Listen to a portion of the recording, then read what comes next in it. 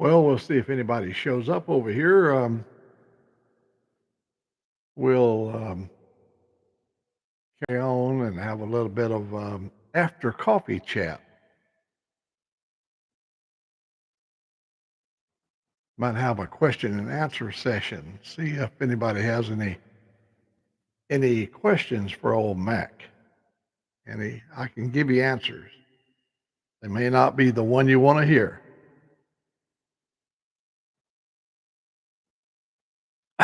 Whoop, whoop, whoop. No, let me do it like this. I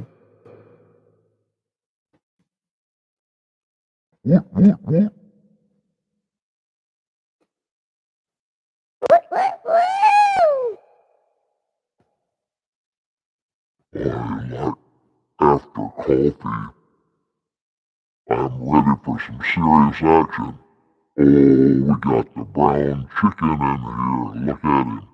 Just over there in the yard strutting his stuff. Uh-huh.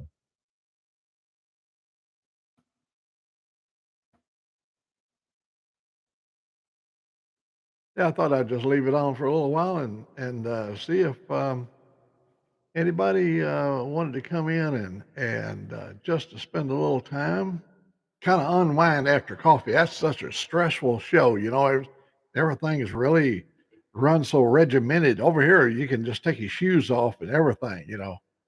We well, if you come in the back door now, wipe your feet off good. Now, I don't want you tracking any mud in on my carpet, but you're welcome to stop by. But just wipe your darn feet off. Dang. This is a show dedicated to much to do about nothing.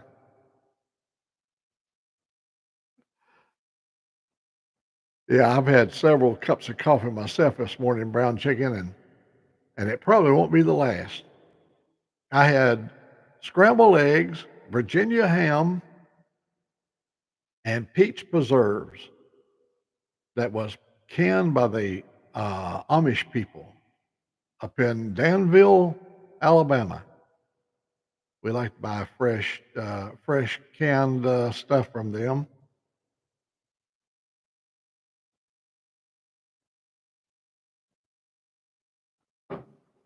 Mm.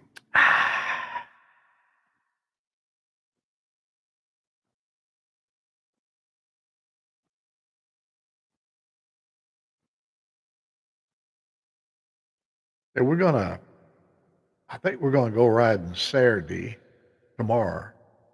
Yeah, we're gonna go. I think we're just going up to Coleman, but I may go to Smith Lake on the weekends. This is starting of the fishing season, and you go up there, and they got these guys that's got these 500 horsepower single engine V8s on the back of their boats. The bass tournament, and they'll hit 140 on the water and just flying out there to them fishing places. And this is fun to watch the bass people. The bass people are kind of like NASCAR on the water. They're just running wide open all the time.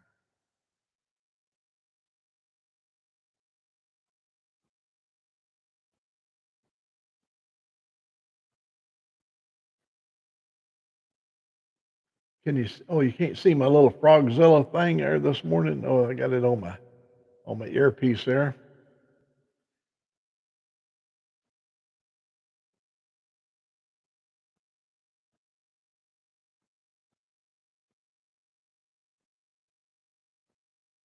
Oh, so is Sick going to continue on? Oh, I didn't know. I thought he would continue on with. I was just talking to him there a while ago. Hey, Dave, the Met Man. Yeah.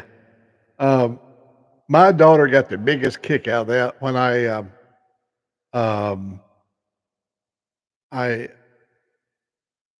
I did that thing of the Met Man coming out of the woods, and I told her I told her that I tacked her email address on the pole on the wood, a tree over there, so that when the Met Man come out of the woods, pull the little telephone number or the email and be able, maybe I could get her hooked up with the Met Man.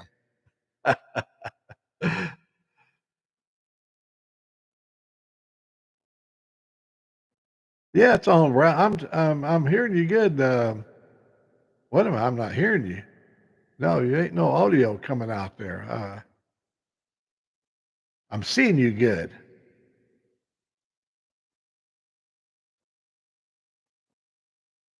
Brown chicken pulled my leg there just for a moment. Yeah, Dave, the man, the myth. And hello, Quick Shoe.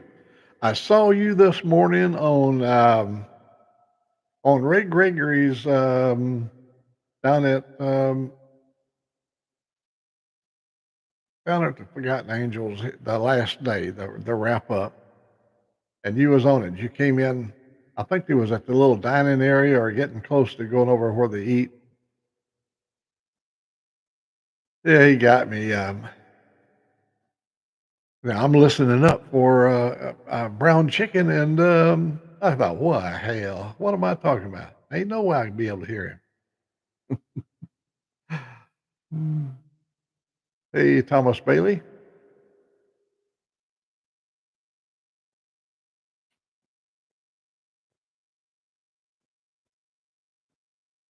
Yep, you're live, running wide open there, Bill, Thomas Bailey.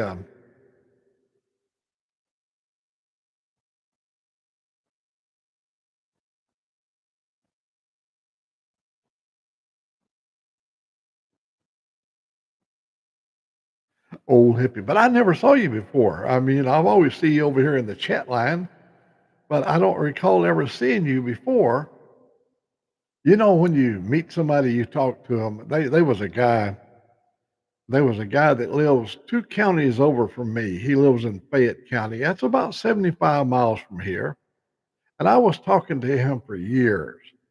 And we were truck drivers. And when we was truck driving, we every time we got within range of one another, we would talk. And finally, we met in Montgomery, Alabama. And I pulled my big rig in.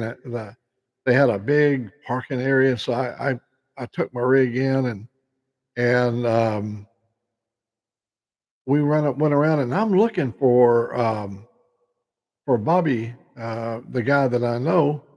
I'm looking for him. So finally, I met another guy that knows Bobby. I said, "Have you seen Bobby here this morning?" He said, "Yeah, Bobby's right over there." And I went over, and Bobby was about a foot shorter than me, maybe a foot and a half shorter than me. And I had him pictured as a big old strapping 240 pounder, Yeah, and here's a little short guy, but one of the nicest human beings. We spent a lot of years together, done a lot of things, and then he up and died on me. Dang it, I hated that.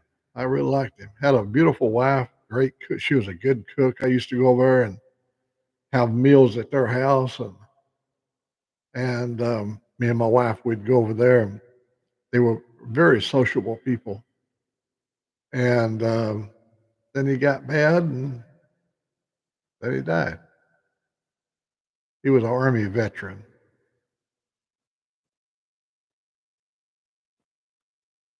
He loved that truck driving. He was also a ham radio operator, and that's how we was talking on the ham radio, not CB, but ham. I went over and put him up a tower, me and a crew of guys. We put him a tower up, and I think we put him up 60 or 80 feet up there and set his antennas and everything. He got the biggest kick out of that because he we used to climb the tower, up and down the tower and everything, but um, just having a tower raising party at his house was a lot of fun. Well, quick shoe, I'm sure I'm subscribed to you. Then I don't know if I'll have to go look and see. Uh, if not, I will go over and take a look and check your movies out. Every time I see somebody come on, you're not new, so I've been seeing you around for a long time. So I just had an assumption that I was subscribed to you. Um, but seeing you this morning on Ray Gregory on his video, I said, I don't know if I've ever seen him before. So, but when you meet somebody sometimes for the first time, they don't necessarily come off like what you think in your mind. You have painted a picture of what you think they should look like. Remember, I was raised up through I mean, I was a young man, went through the whole entire hippie phase where, there was a number of years there. When we came up, we were allowed to wear Levi jeans and a Levi jacket and cowboy boots and a belt buckle. And that's about all our attire never varied much from that. And then when the hippies came in, next thing I know, I found old Mac found himself wearing bell bottom trousers, corduroy leisure suits, anything you could get from J.C. Penney's, we had to wear suits back in the early years at the company. And I had one time when I was married, my wife number 5, she got into my closet and I had like 30 leisure suits from different colors and bell bottoms and plaids and it didn't take her long. She weeded all that out and it went to the Goodwill. Every time a new wife would come along, they would change my character quite a bit. She didn't like cowboys because she was born and raised in Texas, and she just was turned off on cowboys. So we had to go from being a hippy dippy hippie to a just a regular guy. I was like a piece of clay. They could mold me into anything they wanted.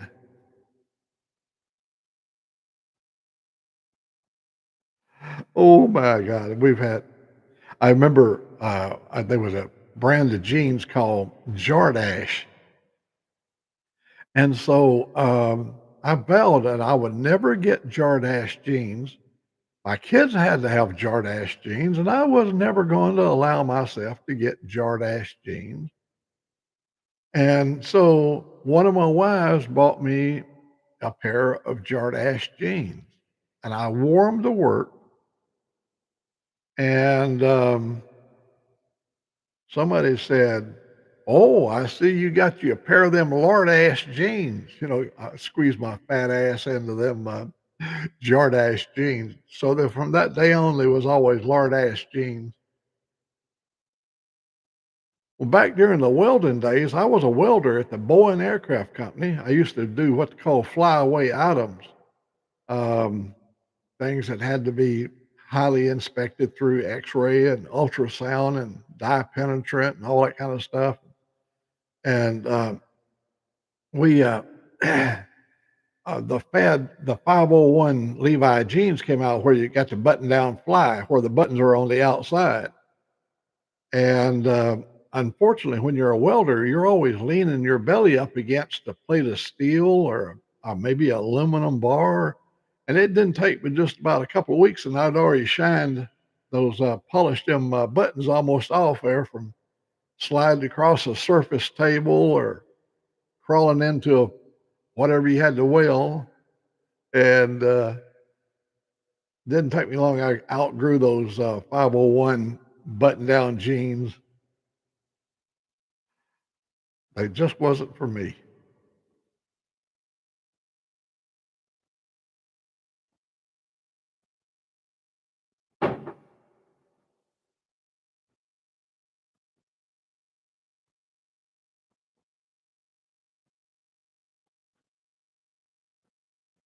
Well, you're in a pretty good group here for meeting people. These people, they love to get together. And Ray Gregory, he came over here to Alabama. Me and him, you might have saw our video. If you haven't, you might take a look at our video. Me and him, we have in Alabama here where I live, we got like 4 covered bridges, big, long covered bridges. that's about 100-year-old bridges, and some of them was built over 100 years ago. Um, they, I mean, him and I went on a bridge tour, and I took him to two of the four main bridges, and we just had a great day. He rode over from on the other side of Atlanta over here, spent the day with me, and rode back home that evening. That guy he's hardcore rider.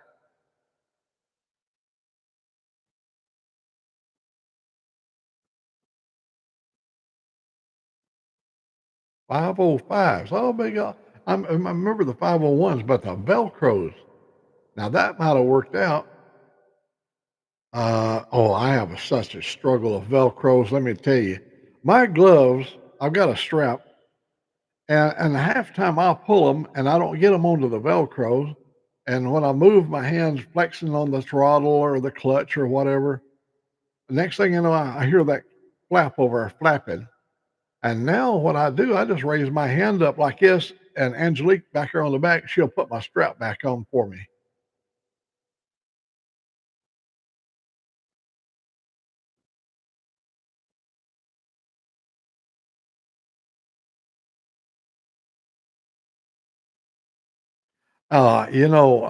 Thomas, the what you have to get to used to. When I was young, I had big old thighs. In other words, I was a pretty heavy guy, and not a big old fat guy, but I had pretty good legs on me. I walked a lot of miles every day, a lot of miles, and I'd get them corduroy uh, pants, and the inside of my thighs would rub together. And when I was walking, I could hear them going. That just drive you crazy, having them your thighs rubbing together with that corduroy.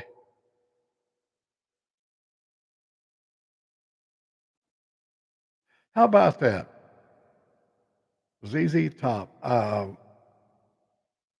don't have any story about ZZ Top, because I never met them personally. I've never even been to one of the concerts, but I've always been associated with them because in the early years, if you wore a beard, and sometimes I used to let my beard get long, like maybe 6 or 10 inches long, and and them boys have got some beards on them, and so I sometimes there'd be a reference to me and ZZ Top, and then of course the Duck Dynasty.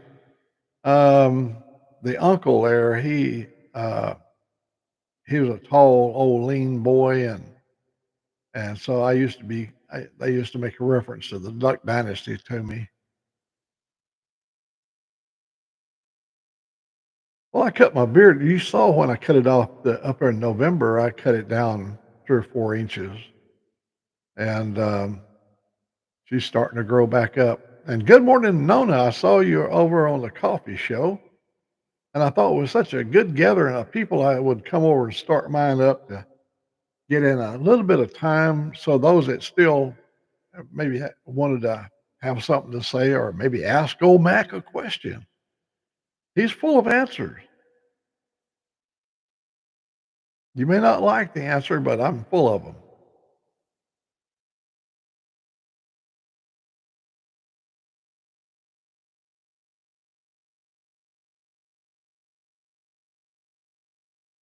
Well, it's he cut it short because he has to get with his daughter this morning and sick. He's got things he had to do, and I thought, well, why don't I just go ahead and fire this thing back up? I've got all the equipment already running, so I thought instead of letting it cool down here, we'll just keep it running. I got a picture. Let me see if I can get my phone. Ah, get my phone over here. I show you, no, no. I'll get a. I haven't even turned my phone on today. I almost never turn the phone on. I forget it sometimes days at a time. I'll leave it out there in the truck. I just forget it's out there.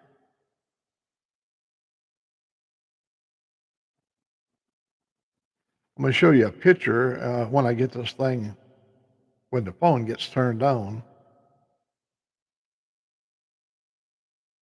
Well, you don't have a cell phone. Oh, well, bless your heart, 'cause you don't run across people very often that don't have a cell phone. Yeah, we just kinda take it for granted.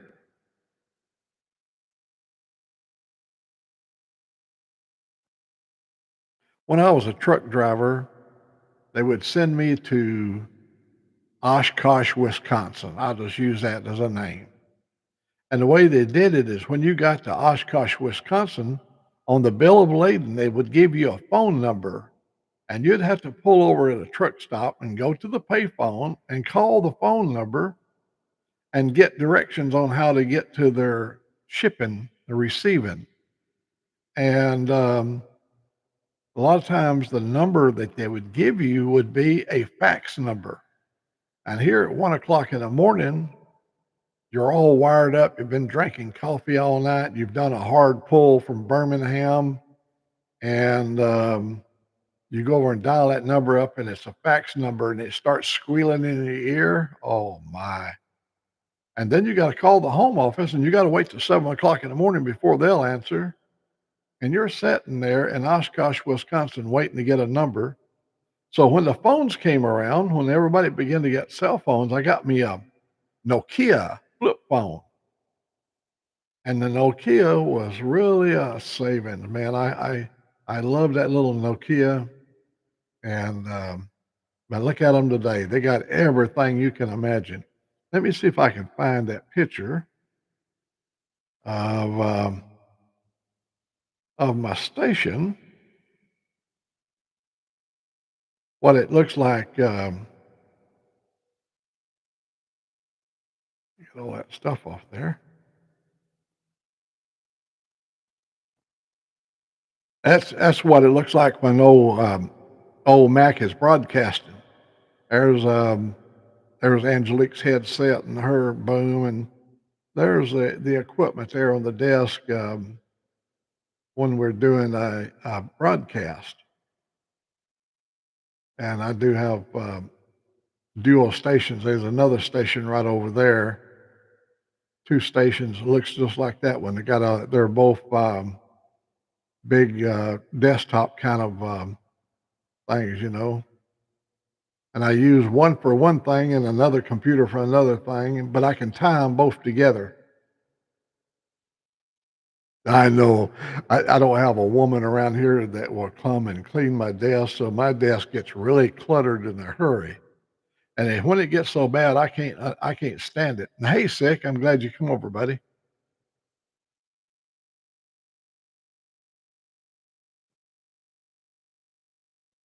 Yeah, yeah, my desk is so cluttered. Here's another state where you can see both stations here. See, there's another station over there. Now that one over there is a big one. Over on the right-hand side, that thing has, oh, I don't remember how many. It's got so many terabytes of capacity. And this on the one on the left is all of them are all solid state drives. It's got only 2 terabytes total capacity, but 2 terabytes is quite a bit. Look up above the clock. That's old Mac up there. You see old Mac riding his chopper up there? That's old Mac from days gone by. Got my calendar on the door so I know exactly. And that picture over in the corner, that's me looking out at, but down below, there's a tornado below me. I'm at 41,000 feet. That's the engine. You can see the nacelle on the engine. And I'm looking down at a tornado that's 41,000 feet. I'm up at 41,000. It's down below us. Kind of give you a little reference to. And that train you hear is that clock right below the motorcycle. So you get a little bit more of a view of what my station looks like. It's a poor man operation now. We're farm people, we're not into fancy that whole and that it, there's people who got some elaborate station. Mine is just what you see there. Ain't much.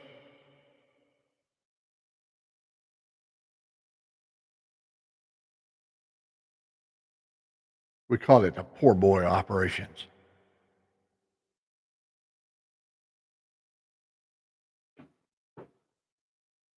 You could be dumb as a day old chicken and still operate my station. It's simply laid out.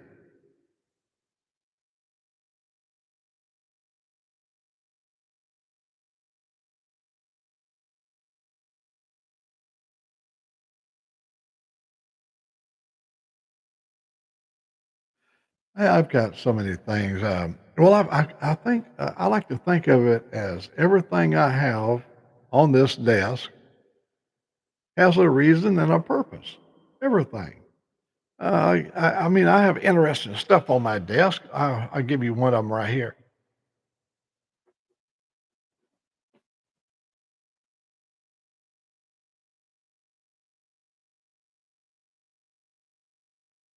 Crushed red pepper. Come on, focus, camera, focus. It won't focus. I almost had it. This is Pizza Hut crushed red pepper.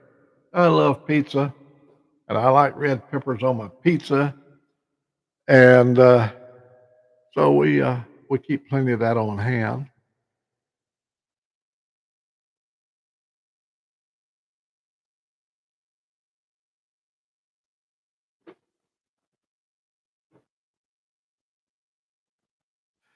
And we got this just in case a snake crawls into the room. You know, I do have snakes in the house. I have lots of big snakes. I ain't talking about little bitty baby garter snakes now. I'm talking about 6, 7 foot long snakes. My daughter is scared to death. She come up from Seattle and she's seen the snake. You know, she saw the videos of how big my snakes are. And I don't have them in here because I want snakes. I live in the woods. If you leave the back door open, a 6 or 7 foot snake. See, we have all around me are chicken farms. And you have chicken snakes that are 6 and 7 foot long. They eat chickens and eggs. They'll eat anything that they can get a hold of. And I've had one right here where I'm sitting. My dog was down there. Theo was right down below me, and he was clawing under my desk. And I said, what are you doing, boy?" And he kept clawing. And so I got my flashlight. I've got to see, like I say, everything on my desk has a reason and a purpose. I broke out the flashlight. And when I looked under there, you ain't gonna believe, buddy, under my desk was nothing but a wad of snake. He was wadded up. And then when I shined the light, he crawled over there under by where my feet were. And he crawled, and I reached over and I opened the back door up, and I let him. When his body was over here under the desk, his head was at the door, going out the door. He had already went around the desk. My desk was 6 foot long. And he was going out the back door. And of course, I had my camera and I made a video of the snake crawling out from under my desk, going out the back door. And so one day, Angelique come in here and she says, "We got a visitor in the house." And I said, "Where is he at?" She said, "He's in the kitchen." So I ran into the kitchen. I got my camera, and there is across the back of the stove. I have a range, regular size range. And up on the back, there's a console. It's got all the switches and knobs and stuff. And he was laying all the way across there, down the side, and had his head over by the china closet, which is over here. So I went up to where his head was at, had my camera maybe that far from the camera, not very far. I had the camera, and he had a little tongue, and he was trying to. His head was like the size of my hand. He had a pretty good head, and he was looking me in the eye. And so, anyhow, it was a big one. So we had to drag that sucker out there. Have had We usually take them out here out back and turn them loose because they eat snakes. These snakes eat anything that moves. And when my daughter come down from Seattle, she slept. I've got a bed up in the front, one of them fold out beds or whatever it's called up there, and she was sleeping up there. And she told me during the night she really thought she heard one breathing. I said, "You can't hear a snake when it breathes. They don't make no noise. They don't have like asthma, like a wheeze or nothing like that." And she said, "I thought I heard it breathing." I said, "No, you can't hear a snake breathing unless it's right next to your ear." And boy, she had that. Mothballs works really good, but unfortunately, mothballs will evaporate. A snake, he'll live for many months without any food or water. But when his urge comes to feed, he has to shed his skin. When they pulled my dishwasher out, there was 5 large snake skins on the dishwasher because when they put it in, there was a drain line that went down, and they didn't plug the hole. They had put in new plumbing and just put another hole in and left that hole open. Well, when they come in and put the hardwood floors down, then they covered all that up so the snakes couldn't come back in there. Snakes are not, I mean, we have dangerous snakes here. We have copperheads, we have eastern diamondback, we have timber rattlers, a lot of snakes. I got a creek down here on my property, right behind my property here. Um, that's got water moccasins, cottonmouths. We live in a tropical area.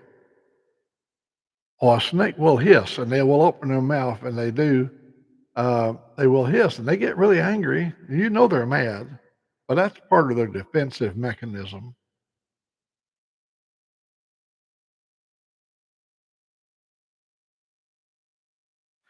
We have black and brown. We have brown and white chicken snakes. They're the most common. And then we have we call a black racer, a big black snake. But our big chicken snakes are brown, checkered, looks like a rattler, but much lighter brown in color and really pretty.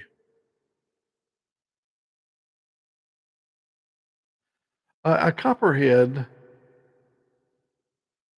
they could be very dangerous. A rattlesnake, a young juvenile copperhead is really deadly because he'll put all the poison he has in his system in on a single strike. But a full grown copperhead sometimes only uses a little bit of venom, and that can be deadly as well.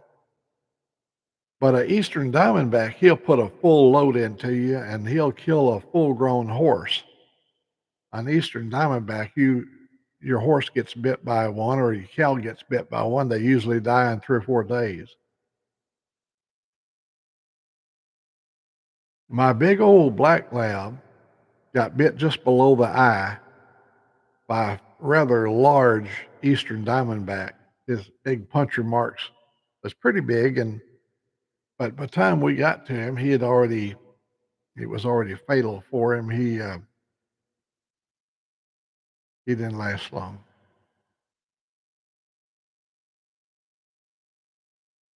But snakes are crawling now. You have to be careful. I've lived here since '97, and I only been struck. I went to an auto auction, and I asked the people at the sales barn. I said, "Where's the bathroom facilities?" And they said, "Oh, go through that door and go down the hallway." And the men's at the end of the hallway. So I go in this darkened long hallway, and as I approached the door, I reached my hand out to get a hold of the knob or the handle to open the door. And right down at the bottom down there was a 5 foot water moccasin that had coiled up, and he struck me right below the knee.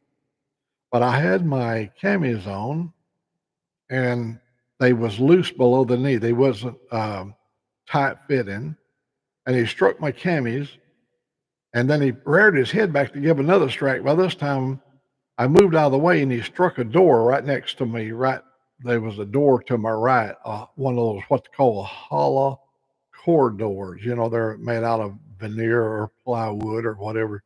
And he struck that thing with such force, it went thump. And then he reared his head back again. Then he crawled under the door. So when I came out, I went to the bathroom. When I came out, I went up to the front and I said, "You got a rather large snake in the hallway out there, and he's a poisonous snake. He's got fangs." And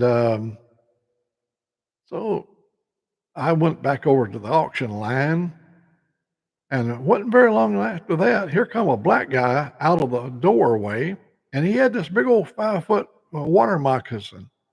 He went in that same stall I was in, and that black guy was sitting there, and the snake crawled in there with him, and he stumped it in the head and killed it and brought it out there to the auction yard. And yeah, they're nasty too. They got a bad bite on them. They're they can kill you. And spiders, oh, and Alabama is eat up with the brown recluse. They're everywhere. They're right now where I'm sitting right now. There's probably one right there under the desk. I bet you if I get down on my knees and look under there, there's probably we spray occasionally, and my bug control people, they quit doing the spray. I had to pay another $300 or $400 uh, for the spiders, and they went up that much on me. And I said, "Hell, I ain't gonna pay that. I'll just spray them myself." Yeah, living in the South, you got 300 days a year of sunshine. You can ride your bike year around, and that's the wonderful thing about living in the South. But there's other things that, like the snakes, the spiders, pickup truckload of rednecks named Bubba.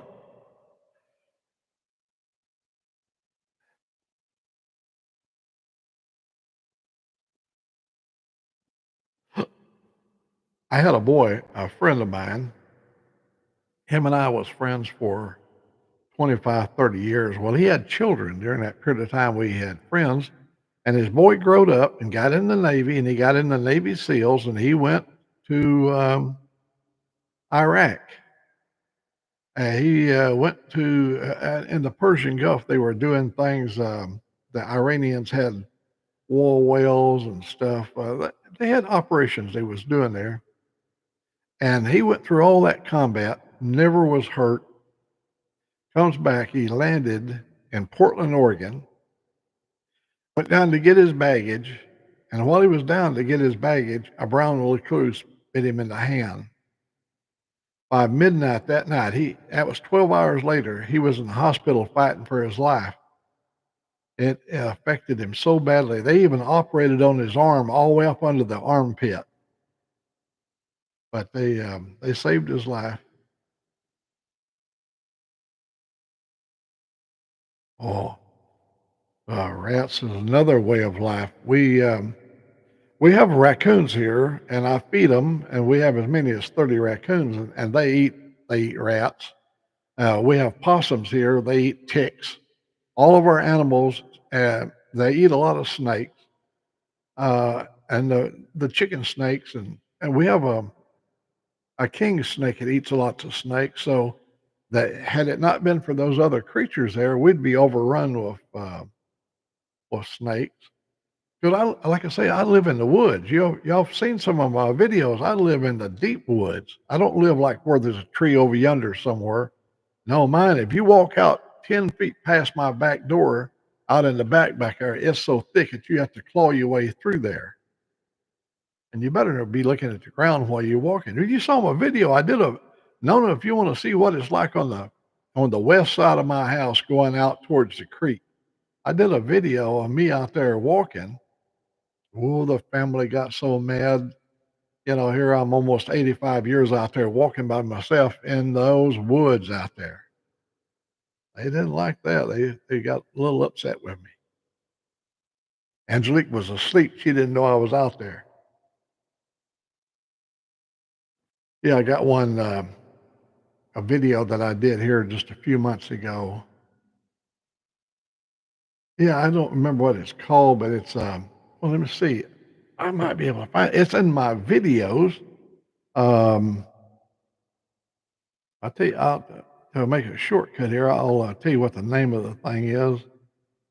Um, go to my videos here. That way you won't have to do a lot of searching. But it kind of gives you an idea of the kind of part two. It's called part two, walking in the woods of Old Mack. Yeah, I think that's the one right there. Deep in the woods. Let's see, I did that one on 1 month ago. I put yeah, walking in the woods of Old Mack. Yeah, this is it. This is you can you can see that we live in deep, dense woods. It's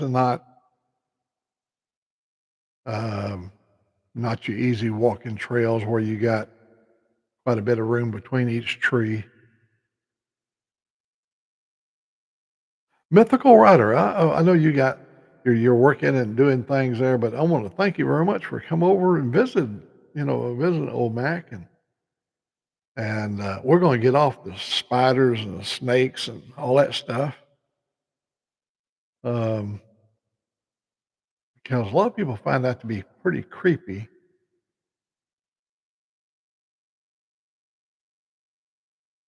We got a lot of riding trails. In fact, in that video, you'll see a trail that I made down to the creek down there where I have back here 400 feet behind my house. In 1929, my aunt, she lived in a house down here in 1929, and that's my last relative that was on the property here. All the rest of them had went to mine coal, and farming was pretty well over with by that time. By 1929, they started raising cattle here on the property.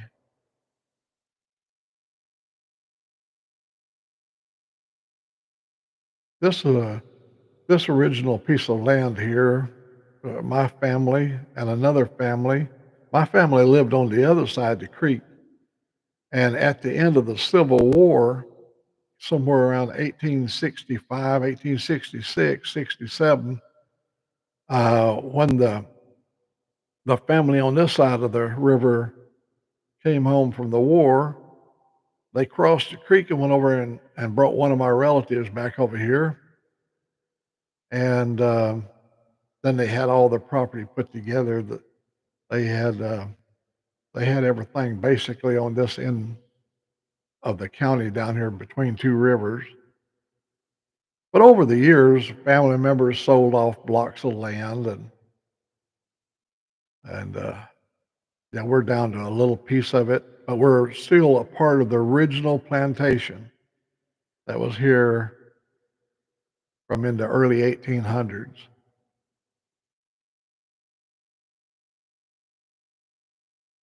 Everything around us is old. You remember that video I did a week or so ago going over to the cemetery. Alabama's an old state. Well, it was Indian territory, and it has a lot of history, early settler day type history. Now, up there where Nona Grace lives, she's up in New York.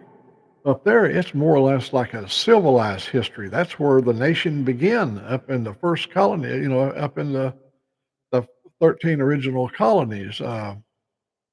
Um, our colony down here in the Carolinas, that was one of the later colonies, they came from different parts of Europe, and what an awesome history to bring all those people together and to form a nation.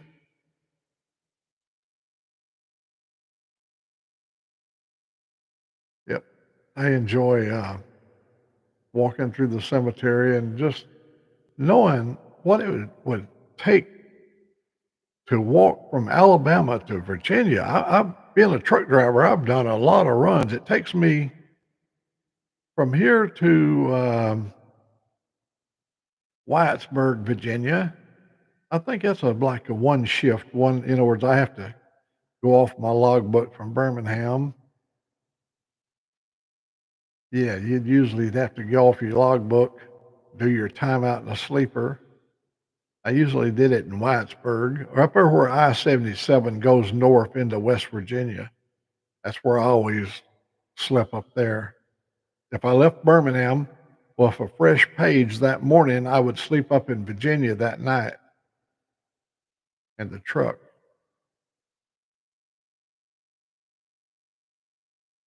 No, down here in our Indians, we had the Creek Indians, we had the Alabama Indians, we had the Cherokee Indians. We also, in the southern part, we had the Porch Creek Indians. Now, the Porch Creek, they were part of a warring nation like the Seminoles. The Seminole Indians are the only Indians in America that doesn't have a treaty with the United States. They absolutely refused to sign it. They never did, and they stayed a free and independent person. Now, all in the southern Alabama, those Indians that has ties back to the Porch Creek Indians, they can have casinos. The rest of the Indians can't.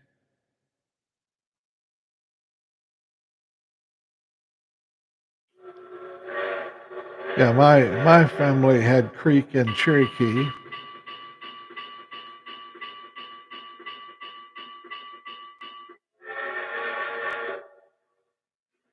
Oh yeah, you've got it up there. You now most of the Indians up there in that part of the they had a long established culture before the white man got here.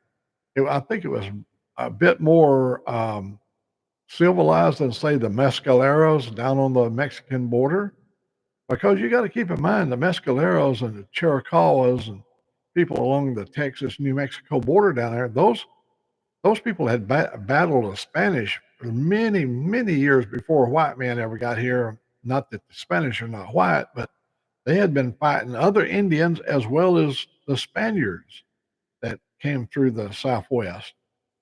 And so when a white man from Europe came by, we was just another enemy as far as they was concerned.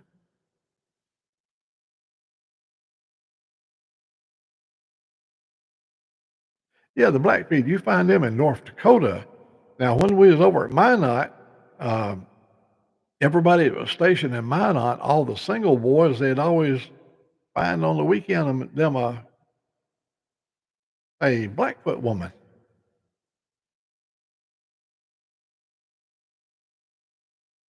There used to be a comedian. He had a little routine. I can't remember what his name was. He was really a funny guy. He had a little song he would sing. The slickest chick I ever saw was a slick cheek Chickasaw. He could make that thing rhyme. Yeah, a Chickasaw Indian. Slickest slick chick Chickasaw because they had them high cheekbones and pretty plains women. God was so wonderful in His wisdom. Love actually did more to conquer the Indian nations than war ever did because the Indians were obviously good lovers because all my relatives have different Indians in them, Cherokee Indians. Um, so it's hard to make war when you're making love, and so obviously they couldn't kill off all the Indians, but once they bred them out of existence, when the white man got here and he found these beautiful Indian women, um, yeah, I think that was more of the destruction of the Indian race is when love was in the air, other than war.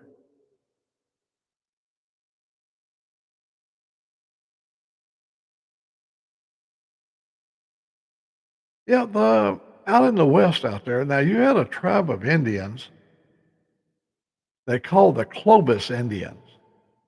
The Clovis is some of America's oldest Indians. See, you think about the Indians, the Inuit Indians. You see, like the Eskimos. They have the Asian shaped eyes, the almond shaped eyes.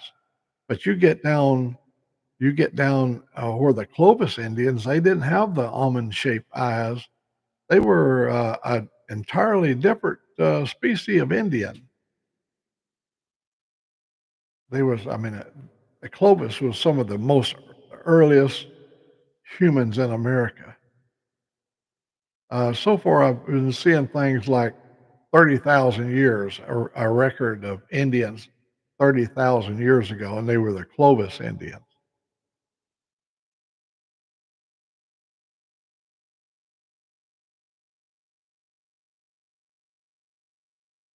And look at those lost villages out there. I've been to a lot of those villages that the cliff dwellers out there in New Mexico and Arizona.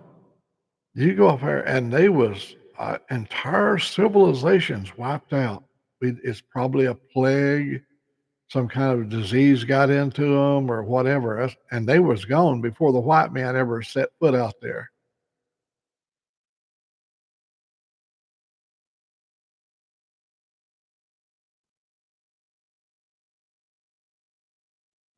Oh, a moto, I thank you very much. I appreciate that you enjoyed, but these other look at Nona. She could probably tell you more about the people of New York, things that I wouldn't know about. Because I don't have a lot of background with any of the stories from New York, but I'm sure stories were passed on to her that she could share. If we ever we get a chance where we can get on a one to one with her. I know you met her up there at BAM.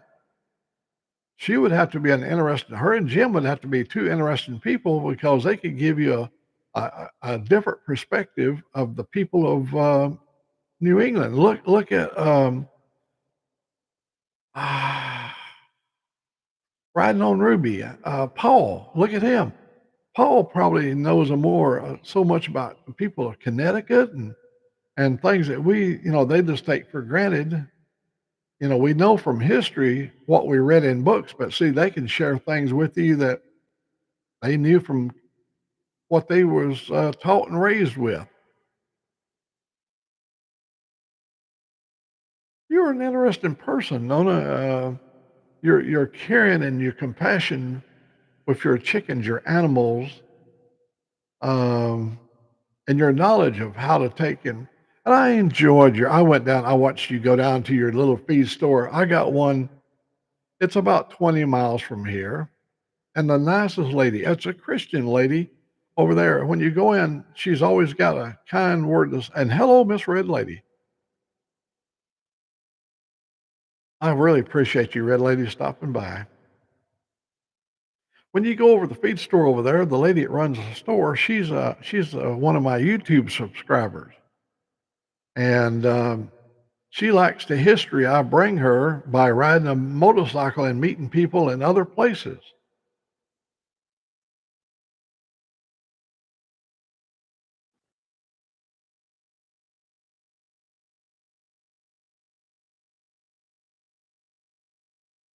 Everybody has a little bit of a different story to tell about the upbringing.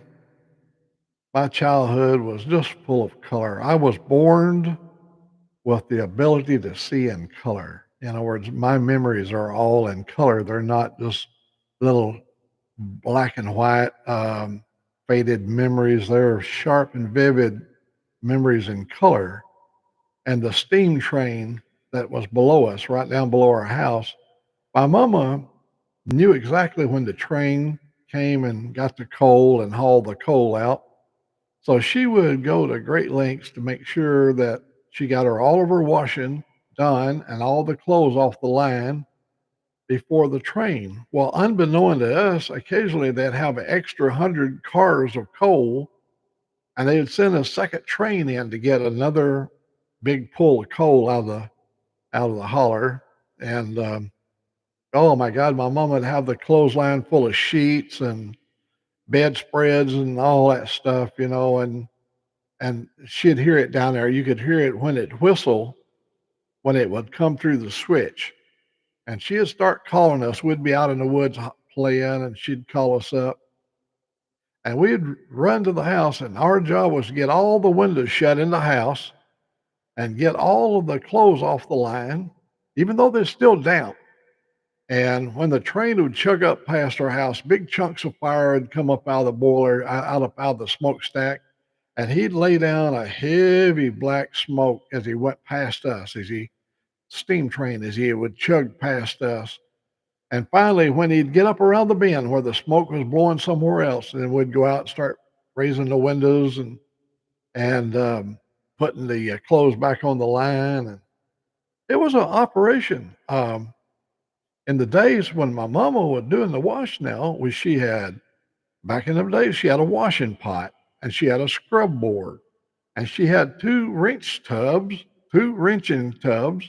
and she had a starch tub that had a tub full of starch water. All your jeans had to be starched and they had to be ironed. And her irons, after brought them in off the line, she'd have them all stacked up there, and she'd go over and get her coal in her stove and get it started, and she'd put her smoothing irons on the back of the stove. Now she had big smoothing irons, and she had small little for doing the buttons around the buttons and the collars. She did collars, and she'd have a big stick of wax about that long, and she'd take that smoothing iron and she'd run it over the wax and wax the bottom when it was hot, and then she would iron them clothes, and they all had to be put away. And um, that was an everyday life. That's the way life was. When my mama had 10 kids, and you don't wash just once a week, you had to have several washings. And listen to this, we didn't have running water at our house, and we didn't have no flushing toilets. We didn't have none of that stuff. We didn't have electricity. We didn't get electricity till I was 12 years of age. And every drop of that water had to be brought from the spring or from the well to put in the washing tubs, the wrenching tubs, the washing pot. And there was a time when they would do white shirts, they had a thing called a bluing tub where they had some chemicals they'd put in the water, and this bluing would make the white pop, be more whiter. And that was your Sunday going to meeting clothes, the white clothes. And the girls everything had to be ironed out, all your collars and everything. Oh, it was an operation. Yeah, the situation with the bathroom out there, when you live on a place for a long time, the bathroom has to be moved occasionally. I mean, that's a way of life. And on the moving day, and it's a number of years, they would already get everything prepared. And when all the uncles would show up, they'd all go over there and get four by fours under the corners, and they'd all lift it up and carry it and put it on the new foundation. And then they had to shovel the hole in. The hole had to be shoveled in. Oh,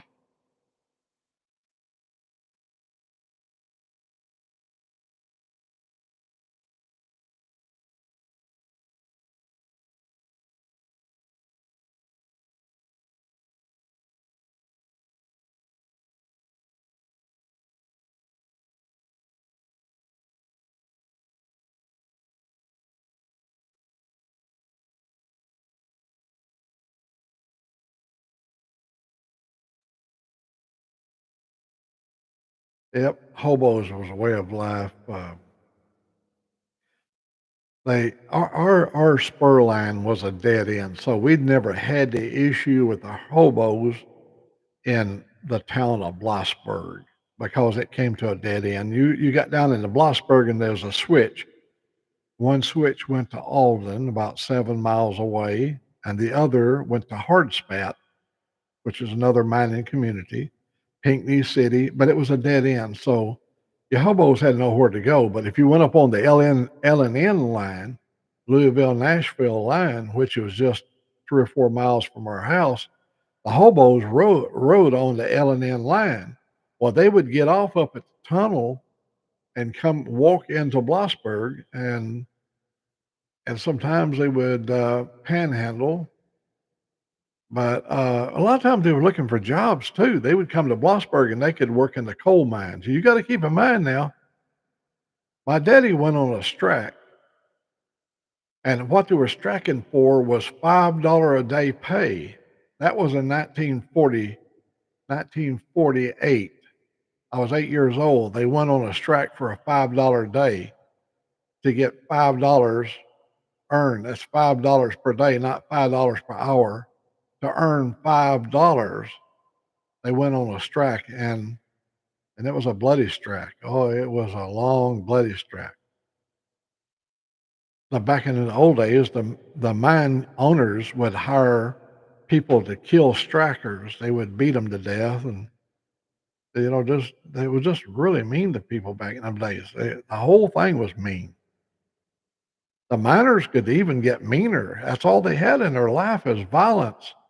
You take a man that crawls into mines into a little hole every day and shoots dynamite and does all that stuff, and they ain't afraid of nothing. And they certainly wasn't afraid of work. They were hardworking people. Coal mining was a horrible way of life back in the days, and so many people died, and they died from black lung. They didn't even know black lung existed until they had it. And it took many years for them to get any kind of relief for the black lung people. But coal mining people are a different. All of my coal mining ancestors, they all came from Europe and from Wales and Scotland, various places that are known for mining. They mined for hundreds of years over in Europe before they ever come to America.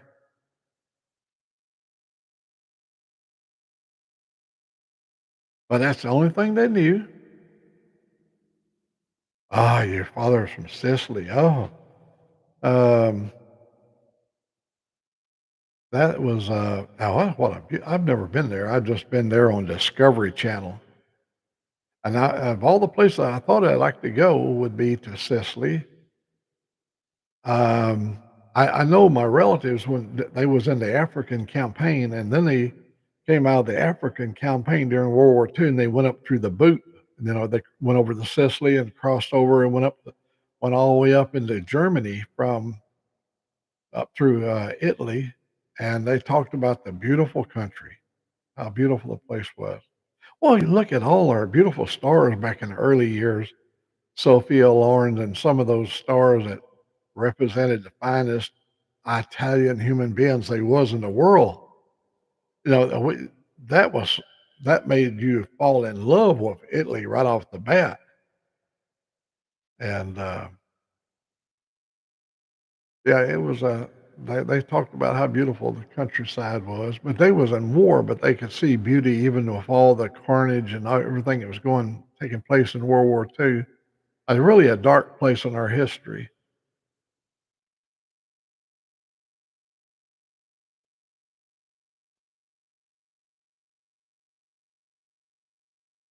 I made spaghetti yesterday. In fact, let me see. I don't know if I did or not.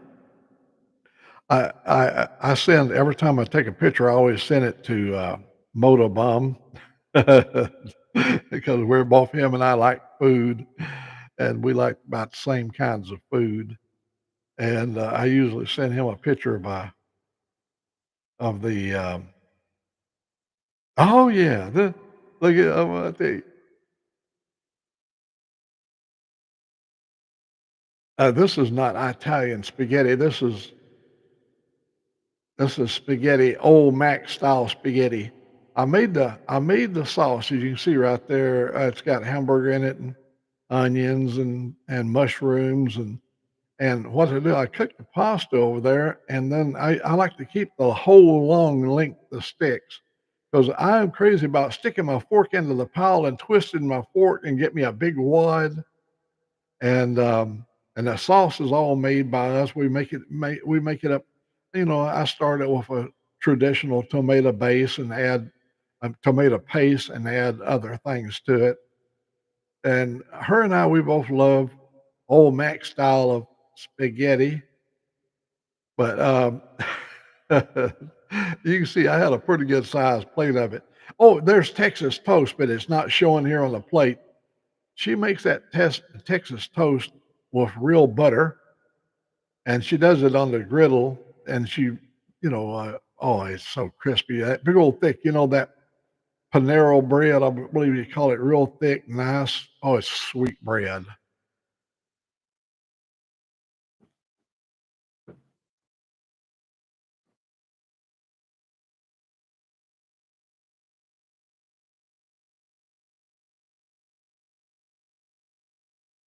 Lots of onions. Oh, I'm telling you, I've been so blessed. Angelique eats onions. She eats peppers. Um, yeah, we go through a lot of onions and peppers here, and when she sees a special seasoning, she'll come over there and she'll be so happy that she found a seasoning. And our tomato, and when we was doing the salsa yesterday, I have this ghost pepper salsa that I bought. It's a name brand salsa that's got ghost peppers in it.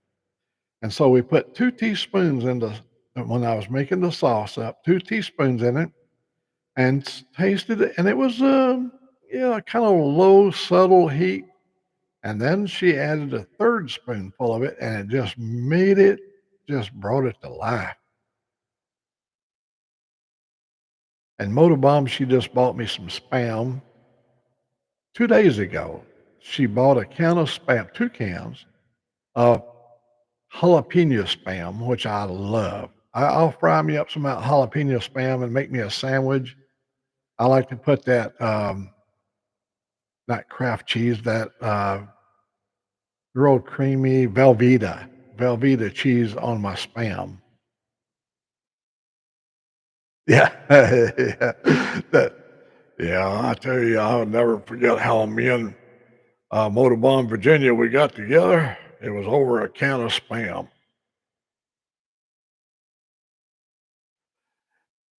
Love was in the air.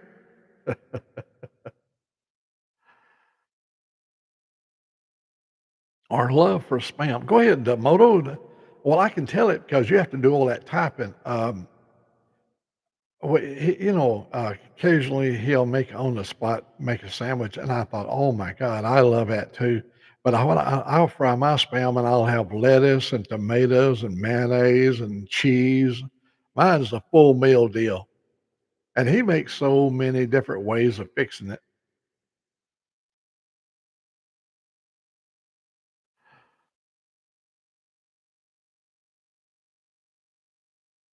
Yeah, yeah, we're live. This ain't Memorex, man. This is live.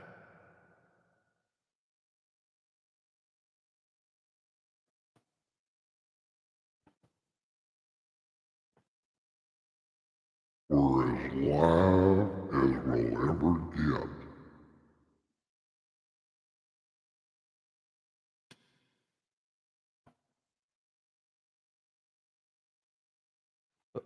Let me check here. Uh-huh, uh-huh, uh-huh. Gotta check my pulse. Uh-huh. Bumpity bump, bump, bumpity bump, bump. Oh, let me check my pulse. Hang on. I have to check my pulse here. Oh, yeah. Yeah, I'm alive. Staying alive. Staying alive. Staying alive. Come on, folks. Join in.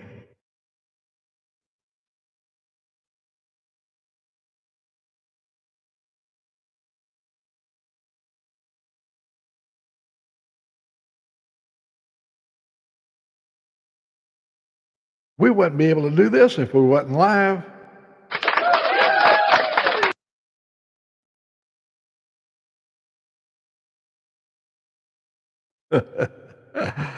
uh, oh, my sister right now, that one that's in the hospital, I'll do a live show like right here, and then I'll sign off, and she'll come on and she'll go, "Hey, brother," type down there, "How you doing?" And of course, nobody's answering. And she told my sister, she said, "I don't go over there very often because they don't ever talk to you." I go, "We'd only been off the air for 4 hours when she was trying to talk to us." I said, "If she listened, she'll take and slide it all the way to the end. You can see where I'm signing off." And I guess should go back and put it on there. "Yeah, the show's over. It's over, folks. Ain't nothing to see here. Go ahead, keep on, move on. Come on, let's go."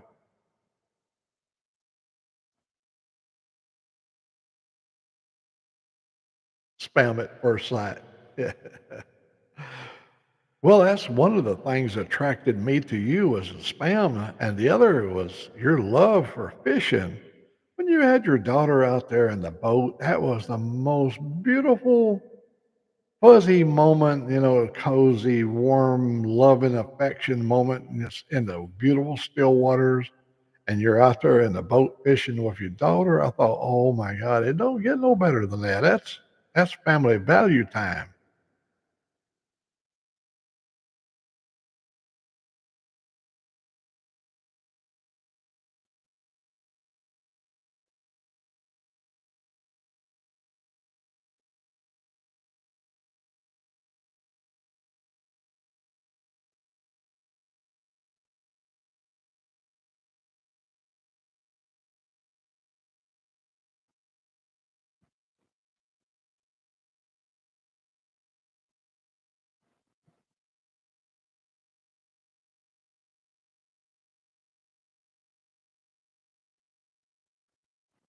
I got to call the little woman.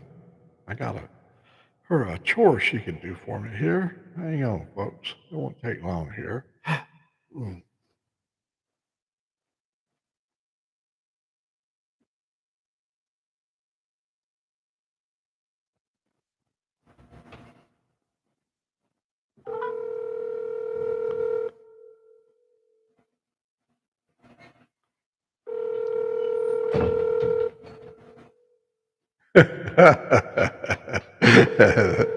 You hear the phone ringing, and there's Angelique. Honey, turn that off over there. Thank you. Thank you. Let me see and give her a little clap here. Yeah, you gonna feed my birds, baby. Yeah, feed the birds first. Huh? You already fed the birds? I don't see it out there, honey. Look out there. Oh, I see it. You put it way up over there. I I'm used to, we put bird feed on the rail out there, so Old Mac don't have to do nothing but just look to the right, and you can see the cardinals and the blue jays and all them beautiful birds out there on the rail feeding. At night, if there's any food left on the rail, the raccoons get up there, they run along the top of the rail, and they just eat that right up. We give the raccoons food in a separate pan down on the floor. See, it won't be long. They're under the house now. They are coming to start making their dens every year about usually in April, but the weather has been changed up, and they'll bring their first babies out. The babies stay in the den for 10 weeks after they're born, but on the 10th week they'll bring the babies to the back deck. And I've had the mama to bring 4 babies to the back door. I'd have the storm door open, and they put their little hands on the glass and look in, knowing this is where the food comes from. They watch me. I'll go out there and carry food out there, and they'll stand over there and watch me. And I've got them. It lays on their backs. They lay on their backs, and they take the food, and they lay the food on their bellies. The raccoons do now, and sit and they eat their food off their belly, and they take their hands. There's a pan of water, and they'll stick their hands in the water and pick up that food and eat that food. I got some videos showing them laying on their backs eating out there.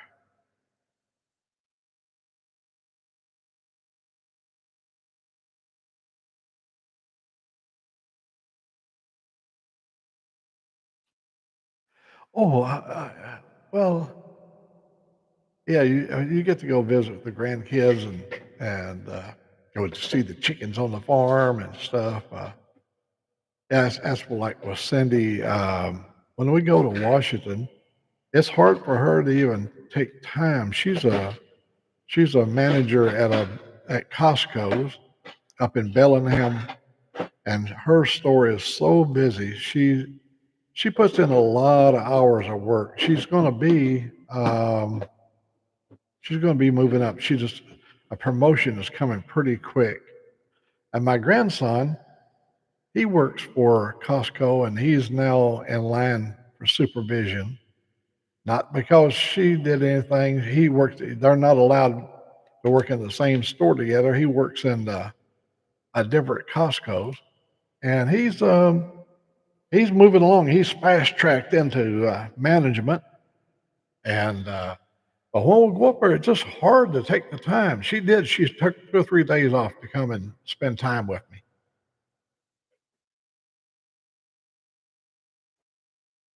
Mm.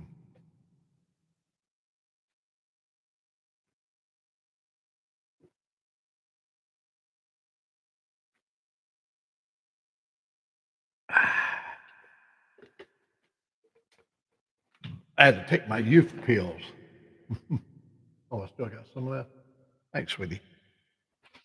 You're being awful silent today. Let me see if here. Come here. Let me see. Hang on just for a second. No, just you can stay over there. Just put it over. I'm gonna see how I can hear you, and lift your little microphone up.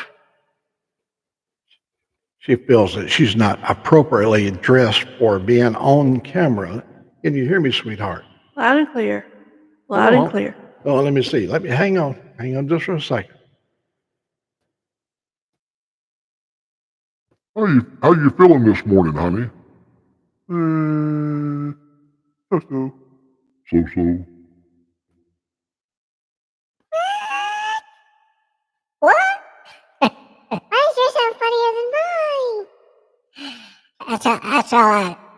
That's how I treat her most of the time. What, so? Uh-huh. Like a big baby. Yeah. Hey, yeah, thank you, honey. You can hang him up. No problem. Until next time. Hey, we got. Say hello to American Outlaw. Hey, everyone. I'm gonna name them off. Say hello to American Outlaw. Hey, American. Say hello to Nona Grace. Hi, Nona Grace. Say hello to Motobomb, Virginia. Hi, Motobomb. I guess that Thomas Bailey's in here. Hi, Thomas Bailey. And you want to sing that song? Won't you come home, Thomas Bailey? Oh, won't you come home? No, I'm good.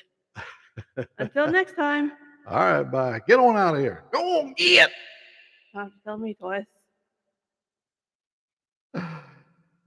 Next time you come in, be appropriately dressed, and I'll let you on the air. Oh, thanks. That's what big of you. Yeah. That was Angelique. She don't like getting on the air very much, but I was able to persuade her. Well, early in the morning, she likes to have her hair done, and she likes to do the ladylike things, and now at night she'll get on. She's been on here with. That's the reason I got the dual setup. So if she wants to get on, she can have her own mic.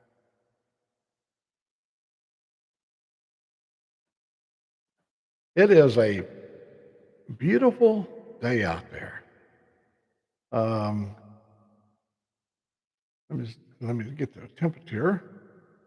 It was 27 degrees when I got up this morning. 27 degrees. It's right now 49 degrees. Yep, 49 degrees.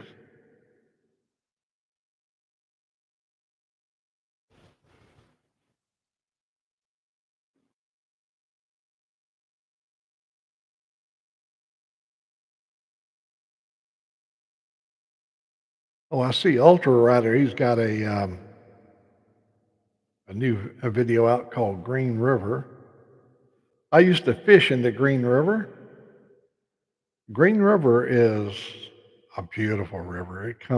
It's in King County in Washington. You have a King County, New York too, but this is King County, Washington.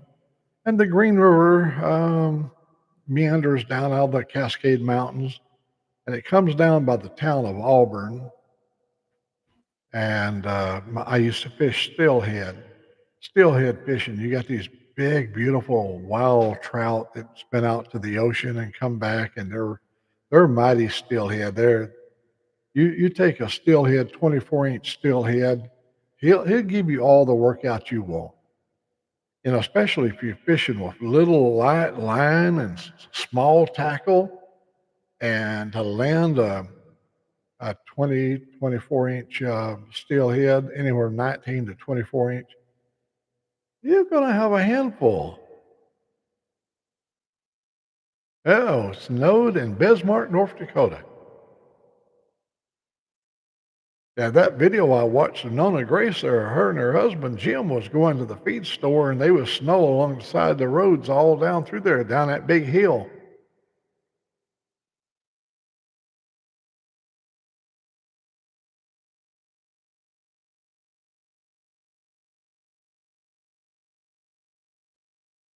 Well, there's moments in your life like the Saturday Evening Post, the Norman Rockwell moment um, that comes through your life. And God knows I've had a few of those in my life that that just goes on and on. I mean, um, such, like I'll give you an example. One of the Rockwell moments in my life was my daughter when she was like 16 years old. It was a Saturday morning, and she had like tears in her eyes, and she said, "You never let me do any mechanical work with the boys." Me and the boys were always out in the shop building an engine or doing something. And she said, "I want to learn about mechanical things." And she said, "I'd like to work on a project with you." I said, "It's nasty, grungy work. You don't want to do that. You'll break a nail or something." She said, "No, I really want to." She said, "Would you teach me some things?" And so I took her out there and I showed her under the hood. Here's an alternator. This is the compressor for the air conditioner. Here's the power booster for the brakes. And when I got over to the power booster for the brakes, I said, "Would you like to do a project on the car today?" She said, "Yes, I'd love to." I said, "Well, we're going to start with doing a brake job on the car." And so we got the jacks out and the floor, the stands, and jacked the car up, and we got the front end up. And it took no time. I showed her how to take the disc, how to take the calipers, how to open the calipers up, and how to get the pads out. And then it was really, and she would really like that. I said, "Now let's go to the back." We jacked it up. Now on the back of that car, it had drum brakes. I said, "Now, when I pull the drum off, I want you to go over there. There's a cleaning vat. I want you to clean all this. There's going to be a lot of the brake shoe is going to be in powder inside the drum. I want you to go clean all this out. And then I want you to clean all this backing plate and all that stuff because we're going to examine the seals on the wheel cylinders, and we're going to look for any leaking wheel bearings or any axle seals." And so she came back over there, and my God, her hands were so black. Because them shoes, they wear off, it's burnt black stuff. And her hands is black, under her fingernails is black. And she'd been in the solvent tank area cleaning. And she said, "Does that stuff wash off?" I said, "No, basically it takes a few days for it to wear off." I said, "That stuff there is graphite, and it won't come off for a few days. She said, "I got to go to church tomorrow, and I'm doing a presentation at church tomorrow." I go, "Well, next day was Sunday," and I go, "Ain't much we can do about it. Tell them that you working on your dad's car, and that's how you get your hands out of the way, you know." And she said, "You mean this ain't gonna come out?" I go, "No, no, it'll be a few days. The boys don't even like to do this job, and they were so happy to see you come out this morning because they knew that job was coming, and they really are very happy you'd handle a brake job." Oh, she never come out the garage again ever. I mean, she learned right off the bat. There was some labor. There was some nasty stuff. That that stuff, and you can break a nail or anything. I know it sounds cruel, but um, there's some girls that are like Angelique. She'll get out and she'll change brake pads. It don't bother her at all. We'll get out there and me and her will strip the Harley down and jack it up and do some stuff, and she'll doesn't bother her at all.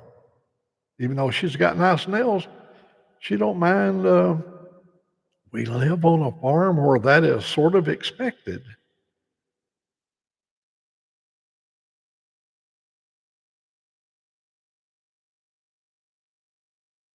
Yeah, see the difference there, American Outlaw, is she was more inclined to be in favor of doing those things rather than, "Oh no, I don't want to do that," because you get dirty or whatever. And I can understand that. Um, there's a lot of squeamish things you have to do when you're a guy that girls don't think much about. Um, you know, like changing the oil and stuff like that. You go out there and you get on your creeper and you crawl under the car and you loosen the bolt and the oil pan. You got your tray there, but for you to get there, you've got to move the tray out of the way a little bit for you to get up there, and you got that bolt just fixing to come out. And about the time you think you got one more thread, there ain't no more threads, and that plug comes out, and all that oil runs right down your sleeve, and it goes all the way to your armpit. And it's dirty, grimy. You've run the engine too to get the engine warm, so you get all that stuff out of it. It's hot, squishy oil. You do that once, and you go, "I ain't never going to happen again," but it does, and you just have to deal with it. She wanted to run the chainsaw one time, and she found that wasn't no pleasure either. There's so many things you have to observe and be cautious about when you're running a chainsaw.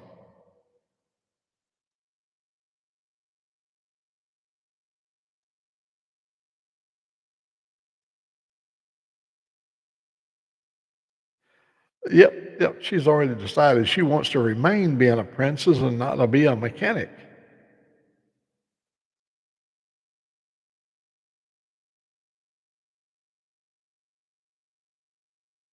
It is so funny to watch the different things the kids they want to do. Like Cindy, my daughter, that's a hardworking girl, a woman at the Costco store. We built a racetrack, and I bought her a little Subaru Brat, they call it. It's a little racing, had a little gasoline engine in the back. It was a fiberglass body, but styled on the Subaru, the little pickup truck, the Brat. And well, we had company to come, and they're all out there on the track racing. And so I go up into the top part of the house. We had a 2 or 3 story house, and I went up there where the company was at, and we spent a couple hours and had a couple of drinks, and they were out there. You could hear the motors running and everything. And when I come back down, Cindy's, both of her eyes were black. I'm talking about black. And I go, "Oh my God, what happened to you?" They set up a jump out there on the track, and the boys were jumping really high in the air with their quads and stuff. When she took her little Subaru Brat up over the jump, when she came down, it landed on its nose, and her forehead hit right on. She had her steering wheel there, but it hit right on the little, kind of like a windshield brace or whatever, right there and blacked both of her eyes. She had a helmet on, but it wasn't a full face helmet. She blacked her eyes. And she never quit riding. We had to pry her out of that thing. She got so many miles on that Subaru. My track had big banks, and I told her, I said, don't go really high up on that bank, because if you go over the edge of the bank, on the other side there's a creek, and it's pretty deep, and they wouldn't be good. Twin daughters. Well, that's really nice. Look alike, but personalities are different. I can just imagine.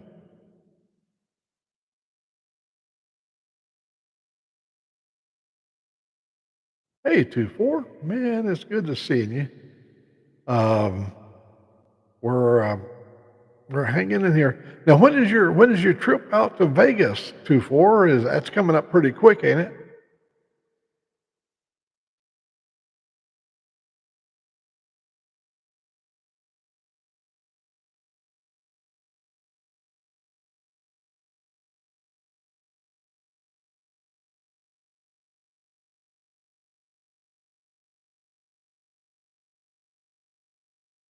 He's got a trip out to Vegas. He's not driving. He's going to fly out to Vegas. Oh, Sunday afternoon. Man, I hope it's a good trip. Get to do all the things. The weather ought to be good there at this time of the year. It's spring. It can be cool at nights. Yeah, I think this is a better time of the year to go. Go out. I don't know if you've been out there before. Go out and look at the new bridge out at the dam. They got it all open now. In the old days, you used to drive across the dam, but now they got their own bridge, and it's very scenic over there.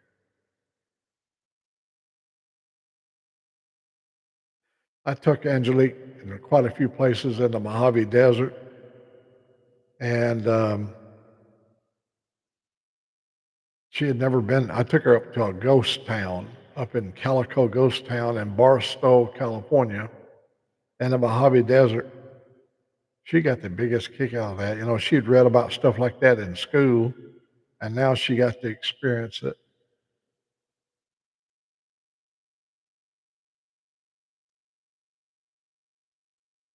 We went and had cold beer in Barstow, California, at the Calico Ghost Town,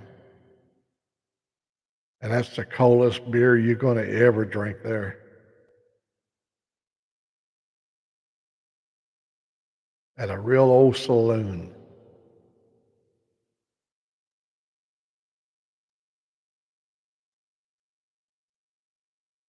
Do you have a direct flight out there, or are you going to have to stop in Chicago or Denver?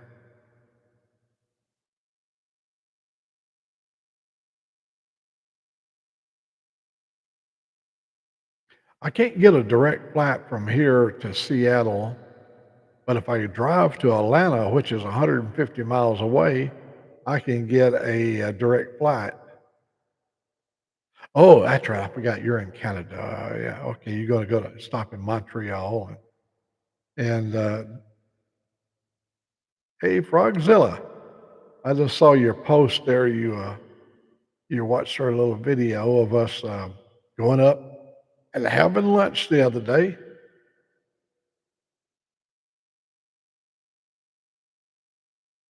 Yeah, the new sound in my helmet is so much better. It's you don't have to do any editing on your audio or nothing. It picks up the sound of the engine running, as well as you can hear your voice. My buddy, he complained. I have an old army buddy that him and I are about the same age. He said, "Are you having a breathing problem?" He said, "You're breathing really heavy."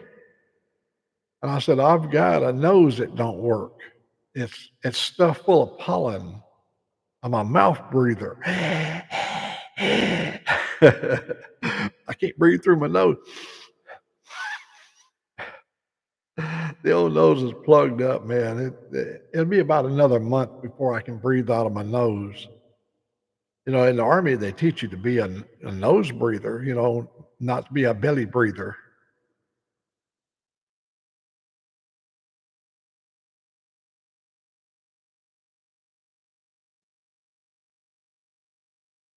Look here, Frog. Look, let me get over here. I don't know if you can see that. Right here. Maybe you can see it. There's the Frogzilla. See, you're always on my mind. You're only about 2 inches from my brain.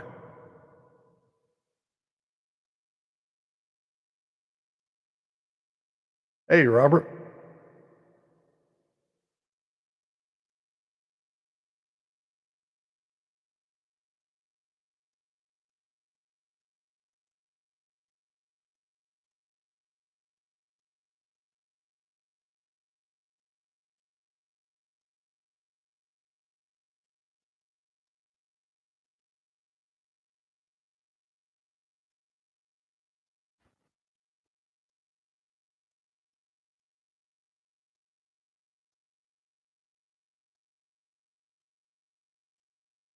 Got a good crew in here today.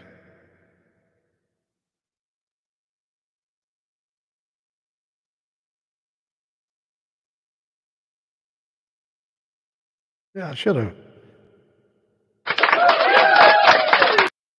Yeah, give a big round of applause for all the new guests showing up here. Not new, but new today. Oh, Robert, we're hanging in here like a hair in a biscuit. we um, our health is good. We're gonna go for a ride tomorrow.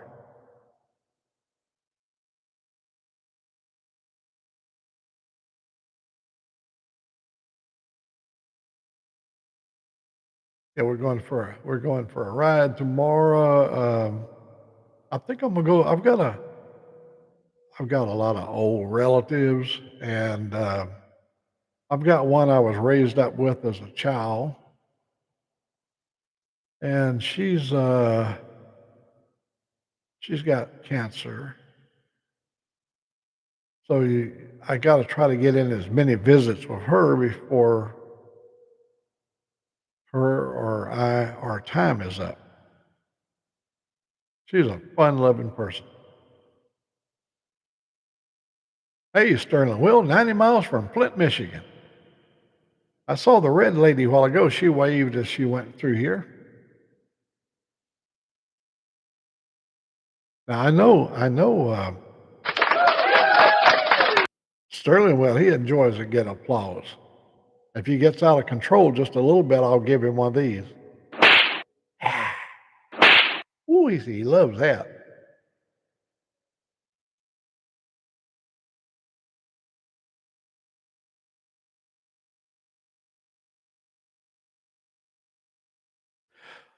Oh, at our age, it's they call it the life cycle. You're born over here, and you lived over here. And a lot of my folks are already over at this point over here. All my family, my baby sister, we're almost everybody in my family is all over 80. I got a brother that's 88.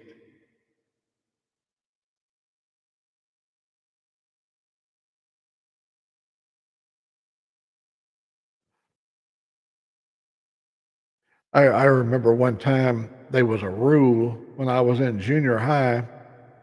If you got in trouble at school, you had to go see the principal. And the principal back in the day would make you go down to the woods and cut a stick so he could whip you. And the stick had to be as tall as you are, and it had to be as big as your thumb at the base and little as your finger at the tip.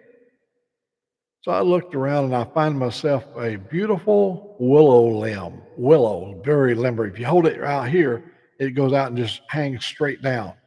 And I thought, man, this is going to he's going to be like whipping me with a wet noodle. So I come back with a stick and I was kind of holding it kind of in the middle and I handed it to him and it met all the dimensions. And oh hell! And when he hit me across the butt, that damn thing went around me and whipped my leg like that. It's, it popped me, man. The end of that willow stung. Let me tell you. And yeah, they were big in back in our days. Corporal punishment. They didn't have to ask your parents' permission. If your parents found out that you got whipped at school, then your parents would whip you as well. So you try to keep it a secret because your parents would be a little bit more severe than a principal would. And then when we got up in high school, the coach did all the beating.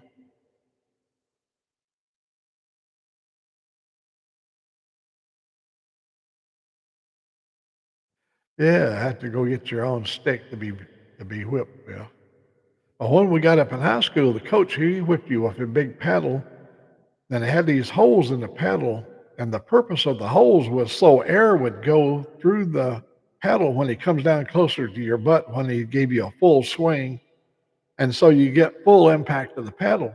Because without the air holes in there, it would just make a big smacking sound, and you could feel it, and it would sting, but it really hurt if they had the holes in the paddle, so that the air would pass through the paddle and you would receive the full impact. They knew every way of extracting pain on you back in the day.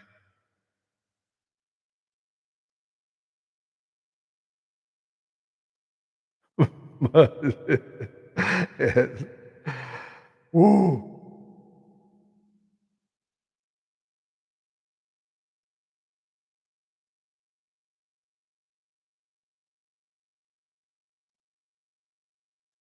Yeah, if you make them with holes, they're gonna inflict more pain. And in the elementary school, what they did, they would take your hand and bend your hand back like this, and take the ruler, a 12-inch ruler, and they'd paddle your hand right across your hand. Pow, pow, pow. And they, it made a lot of noise, and it got your attention, and it made all the rest of the students kind of, look over there, and we learned to fake it too. Like we'd yell out like it was much more painful than what it was. Whoa, no, don't hurt me again. Please, please. Teacher, teacher, I promise to be good.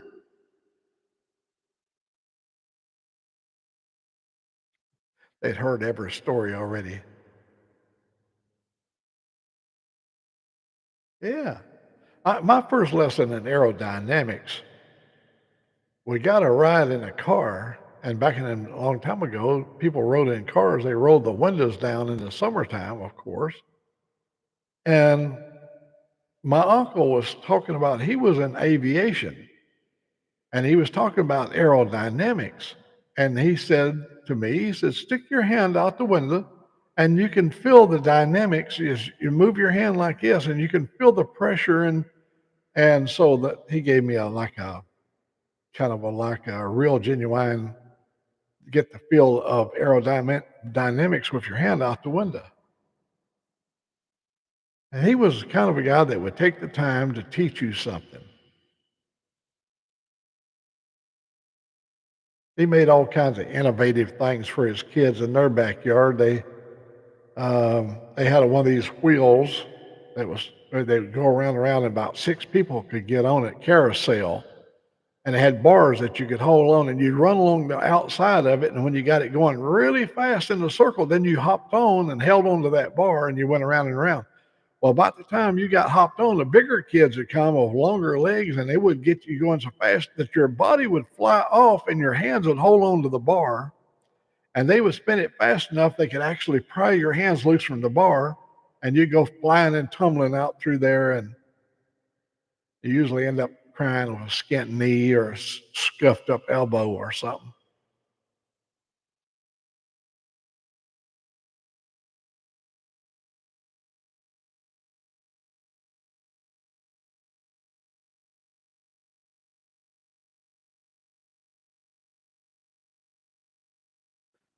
Yeah, it's a riding season's coming up. Well, we don't never have a ride. We ride anytime, all the time.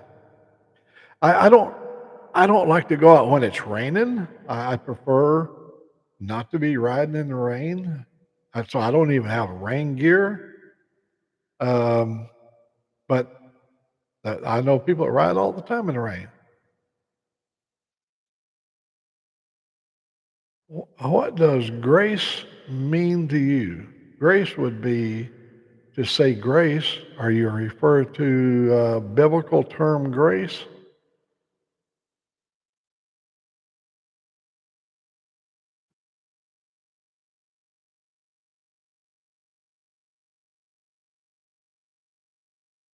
Giving thanks.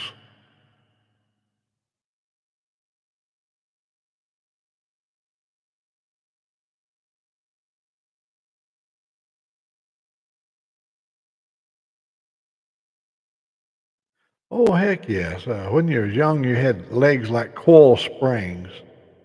And I used to love to jump off the house. Having grace,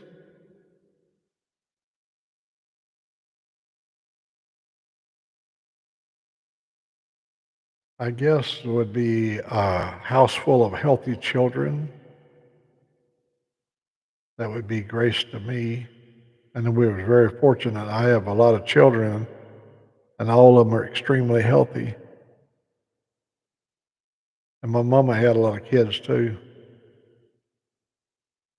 Having grace. I know about saving grace. I've heard the term saving grace. I don't even know how I would use that in a descriptive term, saving grace.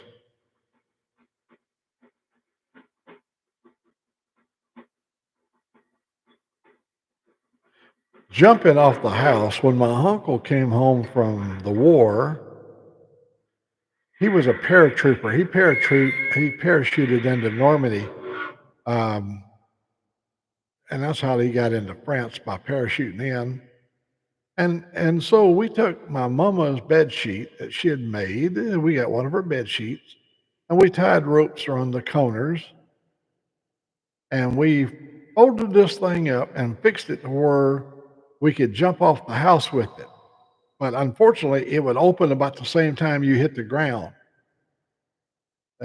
We never did get it full of air. We never could get high enough to make it fill up full of air, and the landings are always hard on you.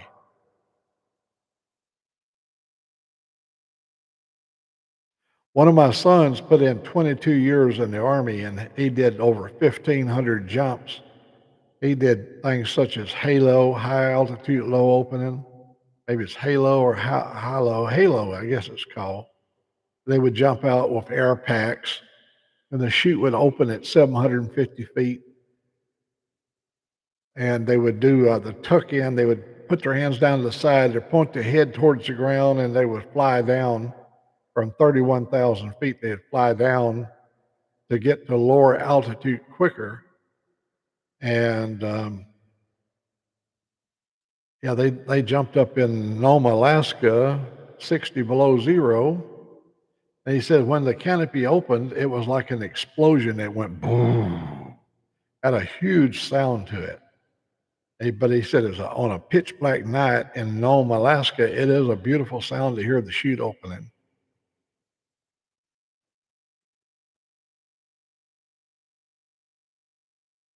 There's a young man that's in a wheelchair that comes to my page, Ben Tipton. I don't ever use the term handicap, but he's in a wheelchair. And he parachutes, and he's got videos on his page of his parachuting, even though he's maybe quadriplegic. He jumps out of an airplane.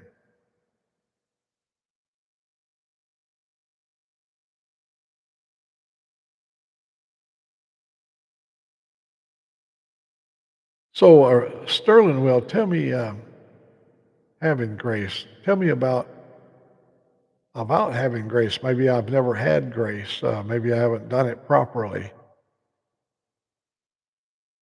I've given grace.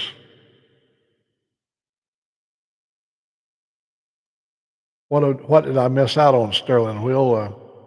you can be my guidance counselor.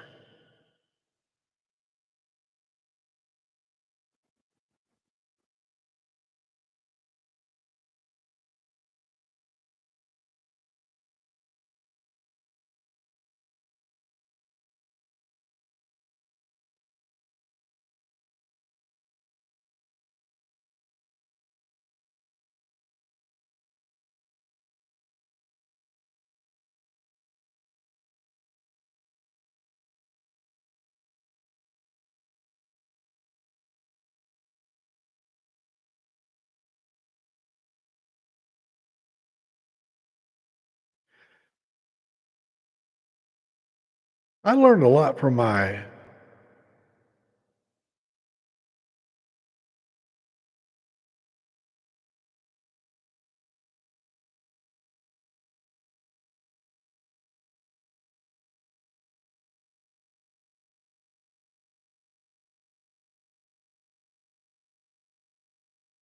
thanks. Thanks for the explanation.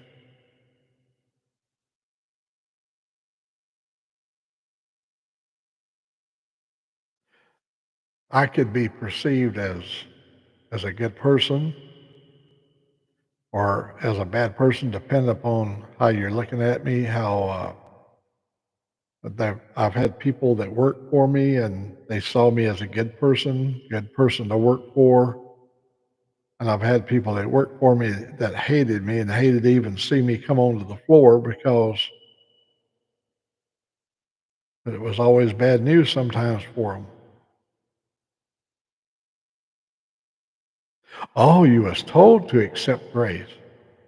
Oh, being able to hear flattery being reaped upon you, just been heaped upon you, and and you feel like sometimes it's a little over the top because you yourself don't feel like it's you're entitled to that level of gratitude, and you don't have a response for it. But you can be almost like a god to some people, and then you're also Satan to others. You're. I think we should be grateful. I am grateful for any when people give me compliments. I try to accept it, and I appreciate it. But a lot of times it's undue. It's not. I have not earned that level of respect in my mind.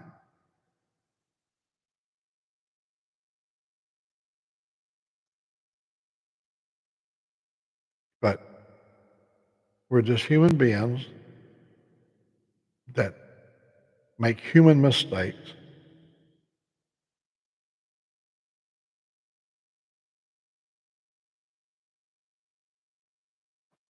And ain't much we can do about that. Our character was shaped when we was younger, but as we grow older, we also go through another metamorphosis where we transition from middle age to maturity or accepting the fact that you're an elder statesman. And a lot of people pay gratitude towards you for your living that long. And I had nothing to do with it. I've lucked up and made it this far. So I don't like taking compliments about, oh man, you're lucky to live that long. Well, I'm happy that I have lived that long, but I didn't do anything to contribute to a long life. I didn't step in front of a truck. A boulder didn't fall off a cliff and kill me. There's so many ways I could have died, but I didn't. So, um, yeah, we're grateful, but we got to learn how to accept.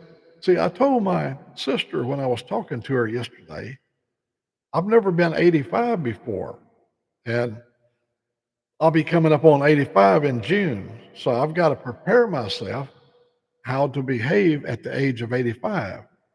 Now, a lot of people say, well, you should start acting your age. Give up the motorcycle, start watching Matlock, Be sure to take a dose of Metamucil every day. Watch your salt intake. Hold on to things. Don't start walking too soon. Get your feet under you first. Um, yeah, it's a lot you have to think about having to do, to be old. And that's the reason I've been resisting it. I've been trying to stay young without putting a lot of effort into being old because it's a hell of too much work. Um, and that's hard. It's hard to stay young when your body is saying, hell, you're older than that, man. You're just damn near wore out. Got to play the age card while you can. You're always going to have people that want you to be as they perceive what they think you should be. And you live a better life if you stay true to yourself, you know, um, where you don't have to have any form of for instance, if I live a phony life where I'm on screen presentation, this is Old Mac, and when you meet me, I'm a damn regular prick, just a prick, a jerk, poor attitude, hostilities towards people. No, what you see today is what you're going to see when you see me. You can ask Ray Gregory. I don't have no error. I am just what I am, and uh,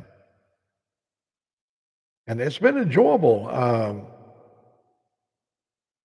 I was fortunate enough to when I was born, I got started off on a trail that looked like it was a beaten trail that had been taken by all my forefathers. We knew about serving our country. We knew not to fear labor. We knew that labor was going to be in our life. We wasn't born with a silver spoon. We didn't have any wealth in our family. All of us, if they combined all the income of my forefathers together, it'd be hard to even buy to buy any kind of big CD bonds or something. No, you had to make what you're going to have. You had to do it on your own. Being a buffoon in school, really, it was an asset because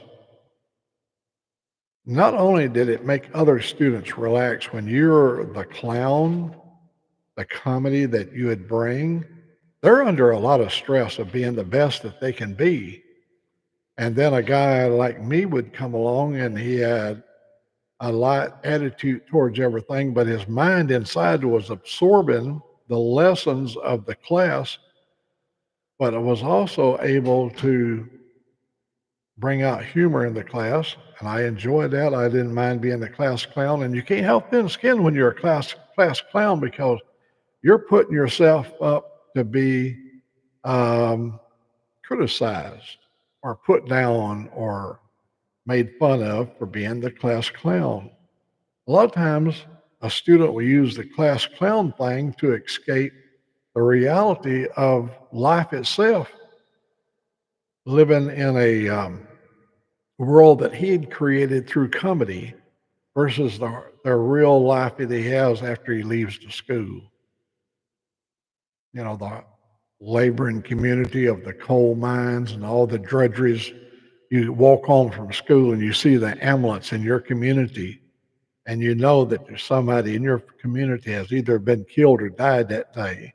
And you get home and can find out that one of your brothers just died. He died from malnutrition. He died from whatever, measles, smallpox, any of those things. Um, but when you go back to school, you're able to get relief through comedy, to release that burden of pain from your childhood. So buffoonery in school is a way out for a lot of people.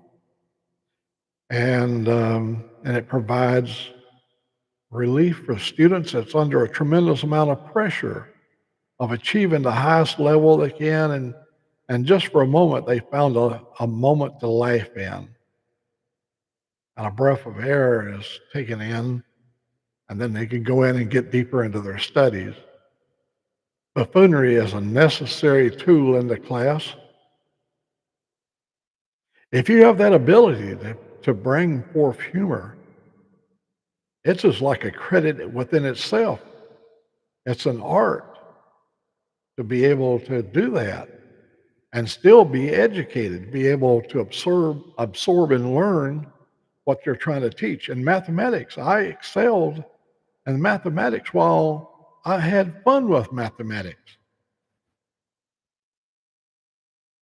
Um, it didn't have to always be serious. I believe they talk about your brain is only a small percentage of it is used, but you have the ability to multitask within your brain to absorb true knowledge and also to still have fun. And there are some people that can't do that.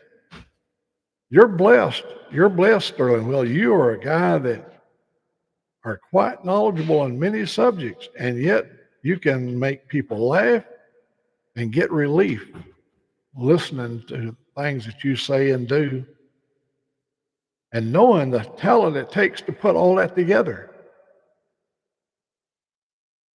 If that makes any sense. No, take your compliments when you get the compliments.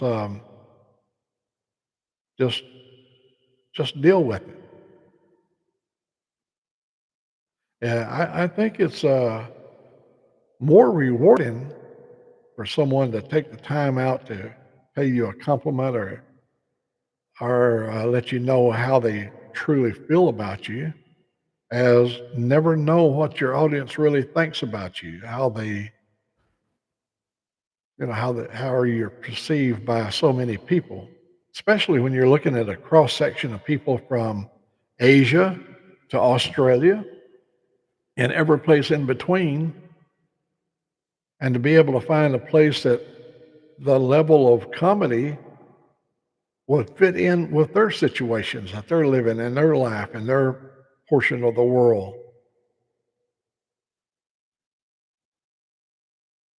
It's an admirable trait to be funny and yet have the ability to be serious. And I'm not saying that to pat myself on the back because I, I have just had fun in my life because it's just part of my nature. I have relatives. The one that's having the issue right now with stomach cancer, she was so funny. My gosh, she laughed when we was young. You could hear her. You went to a party and she was at the party. Her laughter would be picked out. You knew it was her. She had such a great laugh, and she still has it today. When I go visit, even in her dark situation, we still have laughs, and it gives her relief because when she's laughing, she's not thinking about the pain or the chemicals and stuff that she has to take to keep her going.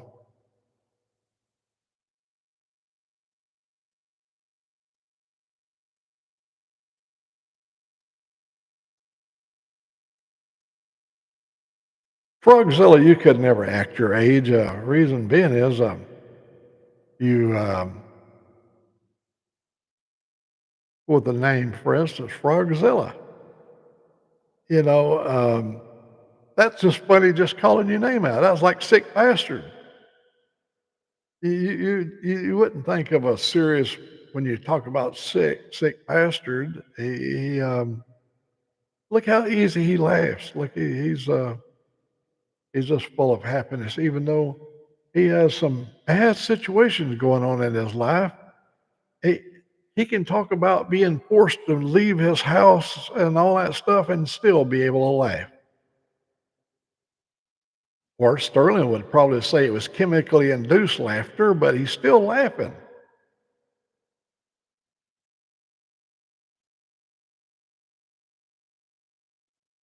And it helps him to cope with things in his life.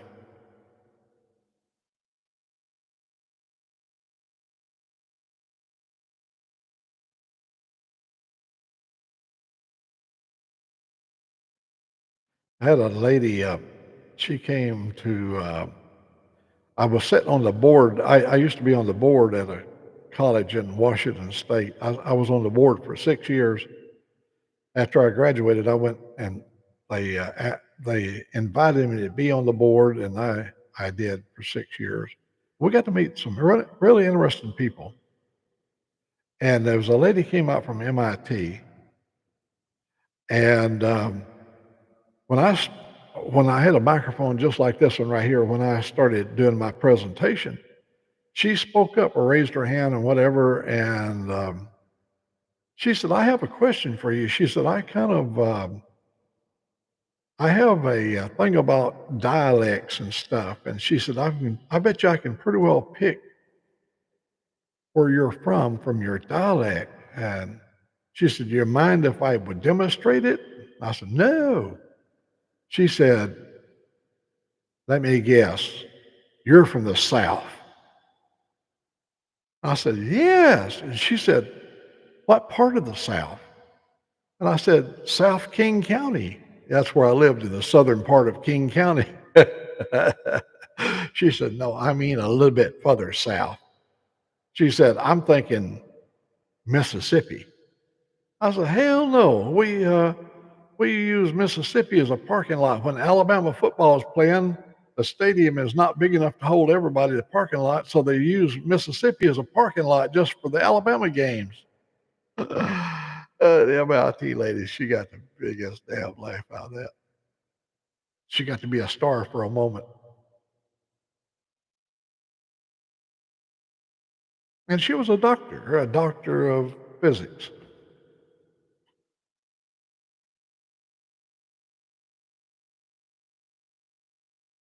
And yet she could laugh. Look at Einstein. You know what I liked about Einstein? Not only was he brilliant, but he was practical. They asked him one time, they said, "What is your social security number?" And he said, "I don't know." And they go, "What do you mean you don't know?" He said, "I can tell you in a moment." He reached in and pulled out his wallet, and he had a social security number. He said, "You're the most brilliant man in the world. How come you don't know your social security number?" He said, "Why would I waste my brain's power of retaining a number that I can show you on a card?" Made sense to me. He was so funny. And another thing I loved about Einstein, he liked big-breasted women, especially his cousin. That's how you learn to kiss, is with your cousin, kissing cousin.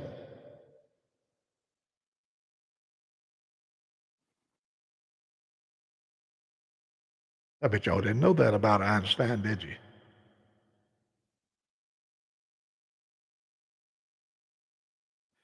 I think I've told this probably many a time before, but one time we was taking a class at the University of Washington. It was called, um, it was a class on laser, light amplification.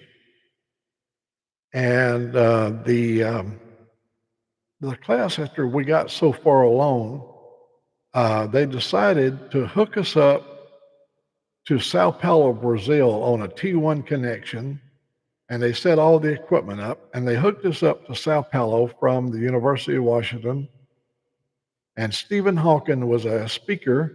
Every 7 years, they get together and they work over theories to prove or disprove a theory.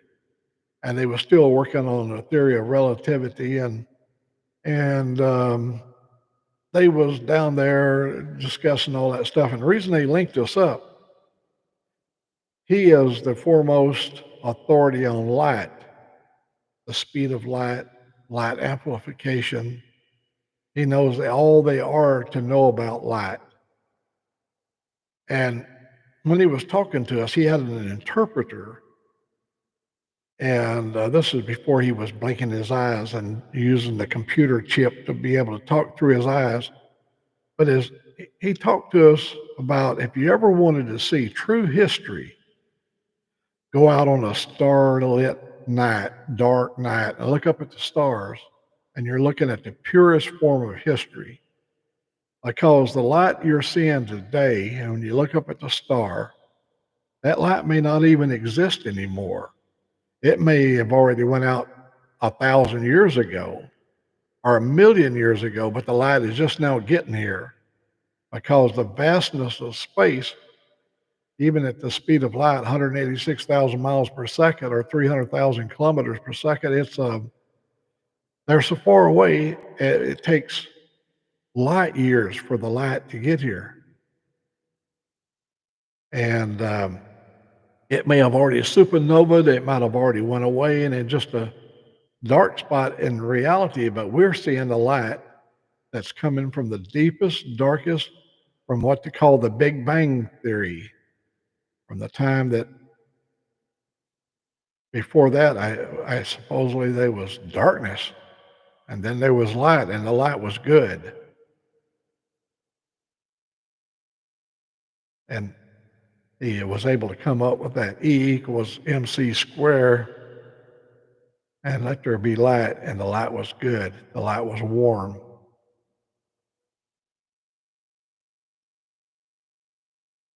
Anyhow, that was my little brief encounter with Stephen Hawking, because I asked him, my question was, what is the speed of half-life? Half-light. There's no half-light. In other words, if speed travels 186,000 miles per second, do they have a half-life? How far would it have traveled in, say, half a second?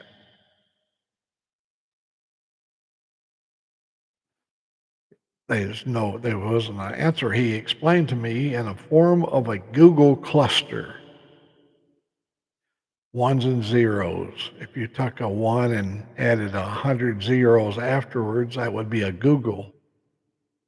If you get a bunch of these together, you could call it a Google cluster.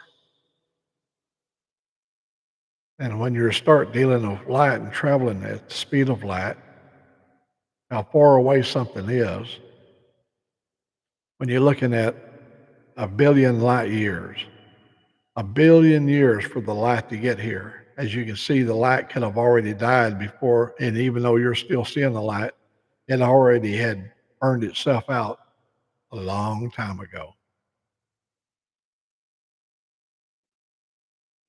Like just right now, in theory, I may be just a figment of your imagination.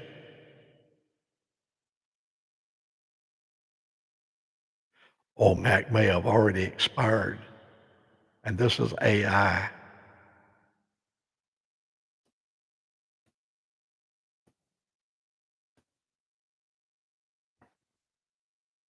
I am AI. Old Mac has been expired like clabbered milk. He's done went bad on us.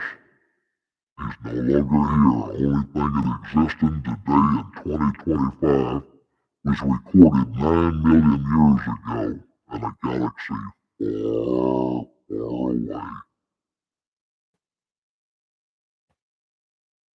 Oh, I should have added echo in that. I didn't have no echo. Dang it. I should have added some echo.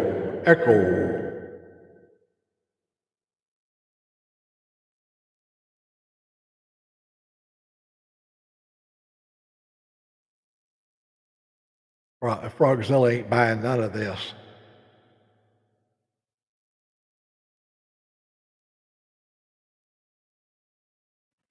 Well, today, I think we're going to have leftover spaghetti. I'm going to fry it. I love fried spaghetti.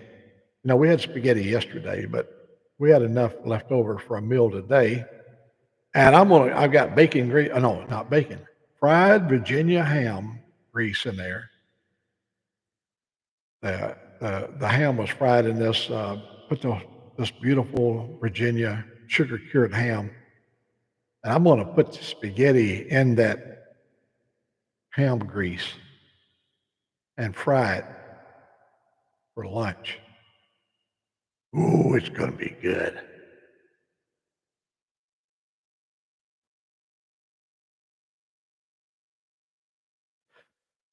I like baked spaghetti too. There's no way no matter how you fix spaghetti, I'm a liking it.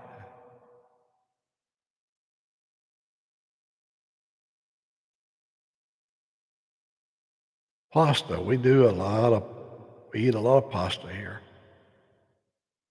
We do a lot of hamburger helper things, you know. We're on the go. We've been out riding all day on the bike. We'll come in, throw a hamburger helper on the skillet, stovetop skillet thing, make us a quick meal.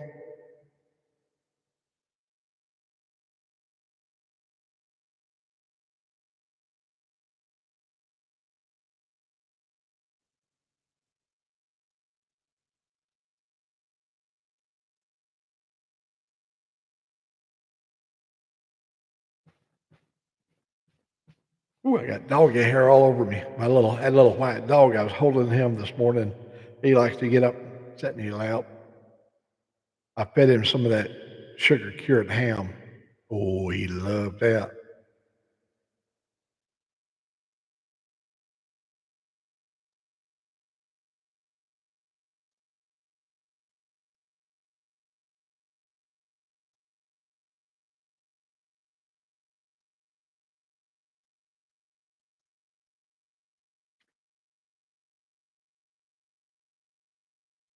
I got today go to the hardware store. I got a hose that froze up on me this winter, and it split out there.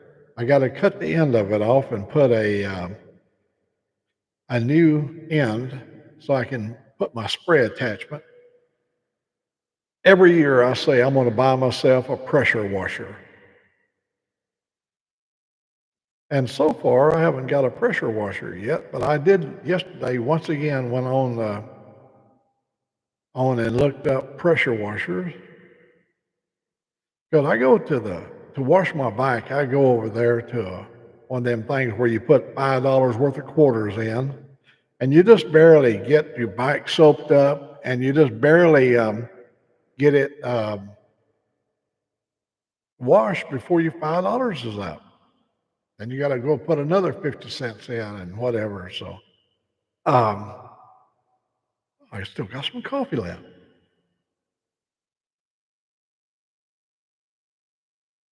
One more swallow. I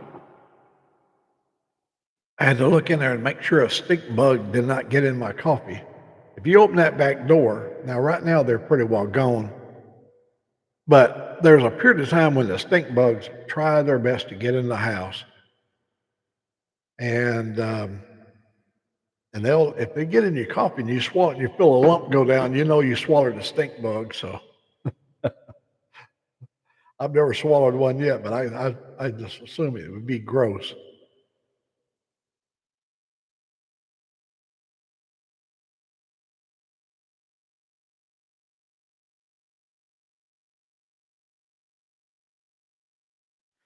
Well, maybe I cut you guys loose, let you get your life started.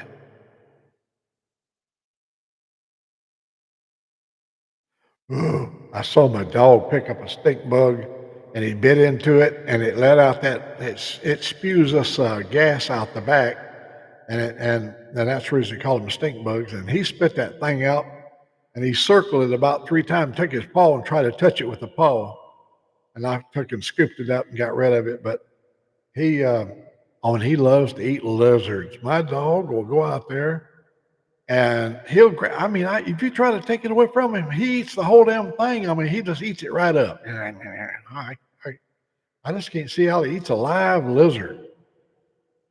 But he'll grab a lizard by the tail and he'll wolf that thing down, and you'll see an old lizard head sticking out between his teeth, and then he'll go, let's go. And he's a little dog.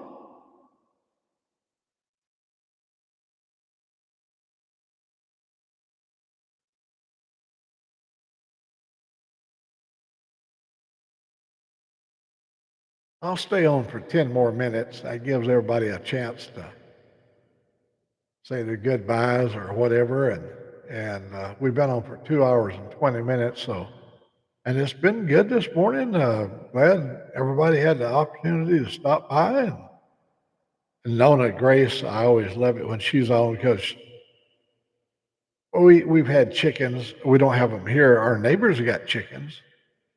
But we've got too many coyotes and stuff like that to have free range chicken. They wouldn't last long. We got raccoons that loves chickens. Um, but I like to hear them. I like to hear the rooster crowing, and one of our neighbors had 10 or 12 emus over there, and it was always getting out.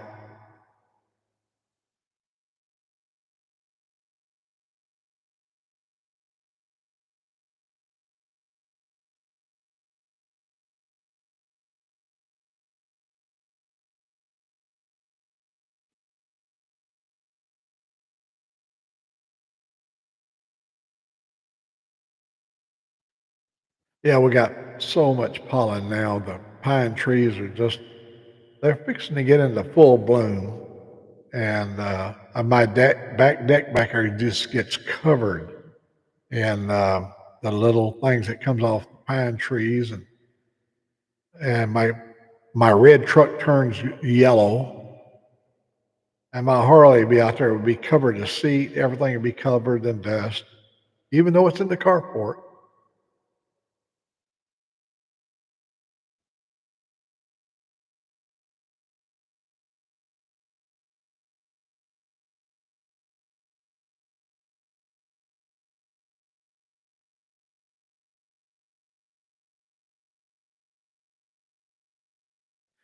These earmuffs are pretty tight. I need to break them out a little bit. I got a pair of shooting muffs over here they feel really comfortable on your ears, but they don't have a speaker in them.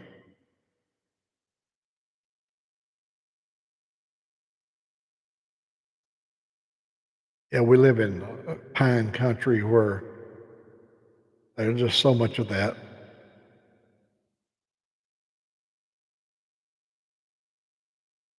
It don't make no sense to me, Sterling. Well, that whole thing, I would like to see some kind of a facility set up on the moon, deep space exploration sort of thing, where they could use electronic telescopes. And right now you've got a couple of good telescopes out there. The new one has got those great big old mirrors on it. What the hell's that thing called? It's out there a ways. Um, it's really picking up a lot of stuff, but the environment on Mars is so hostile compared to that on the moon. And if something went wrong on the moon, we could retrieve you in like 4 days, 8-day round trip, something like that. But the moon, you're talking about a 14-month round trip. The Mars is, and if something can go wrong here on Earth, can you imagine living in a hostile environment even on the moon? The Sea of Tranquility sounds like a pleasant place, but all those pock marks that is on the moon, they didn't get there by accident. They don't have the environment there. They don't have oxygen that will burn up meteorites, and them things are hitting all the time. But once we got to the moon and was able to build a substantial underground enclosure so that everything that was sitting above the surface of the moon would be protected from the heat and the cold. then you could do some really deep space exploration, and you'd be able to communicate back and forth with the electronics we have. And it just don't make sense to waste that kind of money. I'd rather for them to give me a raise on my Social Security. Don't take my Social Security away, but give me a raise. That'd be nice. One that would keep up with the times, but that ain't gonna happen. Give me my discount. I had a discount on medicine right here. Yeah, I like to remind folks about this. I had a medicine called Farsica. I was getting that for $141. Now for me to fill it is $398. It went from $141 to $398. The price has always been $398.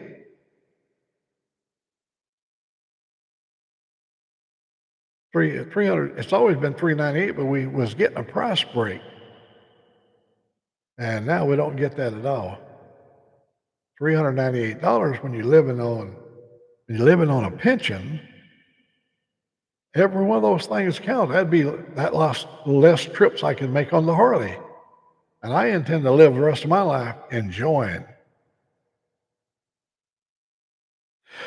30, yeah, but the shortest route, you could go a shorter route. We can send cargo a lot quicker. The stuff we'd do of cargo would not be the same as we'd do of human beings. We have to do a slingshot effect. Go back around the Earth and get a slingshot effect to get the accelerated speed. But on cargo, we can put that in containers that can handle the G-forces of really accelerated speed. And but human beings, you got to keep the G load under 3 or whatever for any sustained period of time. It would just simply kill you to go that far with a 7G load.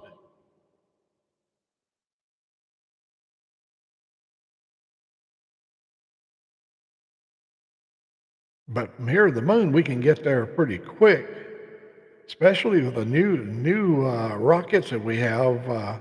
They're so much better than the old liquid fuel, the Saturn things. The kind of liquid fuel, kerosene and hydrogen and stuff like that, oxygen. They were very nasty, caustic stuff, bad on the environment as it punched a hole through the ozone as it went out.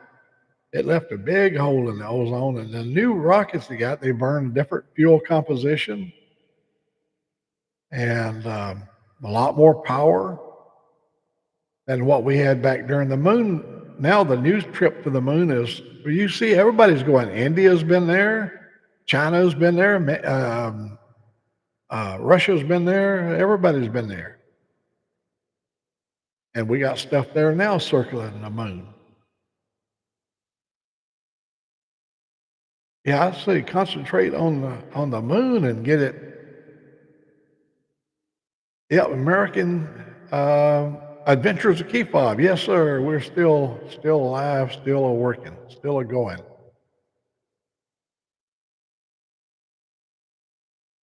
Staying alive, staying alive.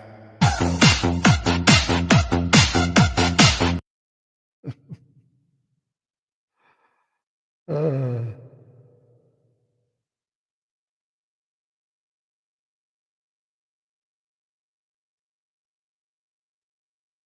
I think it would be just a really great achievement to build some kind of a permanent structure on the moon and use that as a jump-off place. Once you get a structure built on the moon after a few years, then you set up the lift off the moon to go to Mars would be so much easier than lifting off the Earth, fighting Earth's gravity. Use the moon as a jump-off point. This is in the future.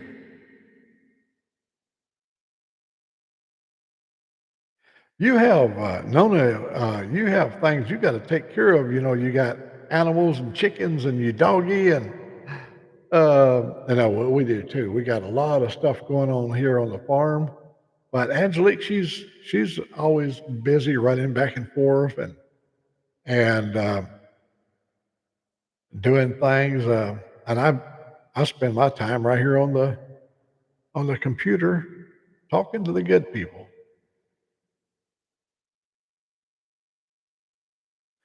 Uh, I can see where financially it would be really worthwhile to somebody to go to Mars because more money is spent for the company and all that kind of stuff. But us as Americans, the cost to us is going to be just astronomical. And I'm thinking if we aided the elderly, provide security for our elderly, make sure that our youth gets educated, make sure that uh, we can feed the poor.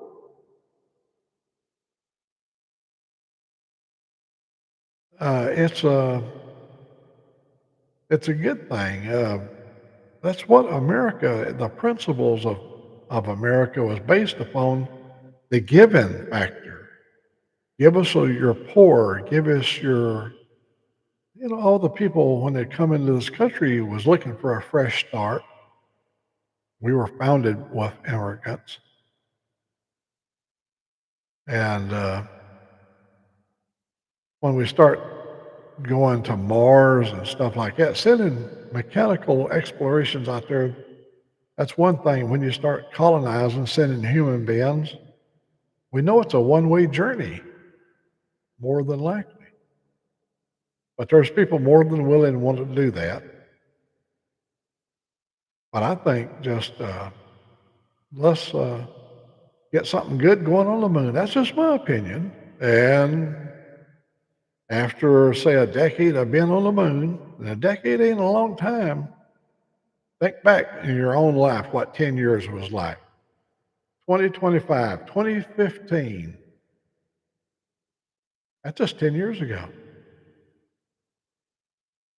Can you imagine if we had built something, some kind of a base of operations on the moon, and they was,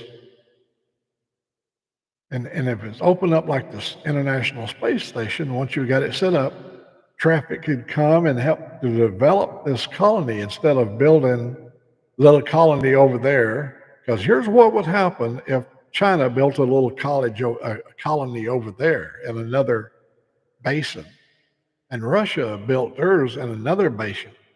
Within 50 years, we'd be at war with one of those two countries.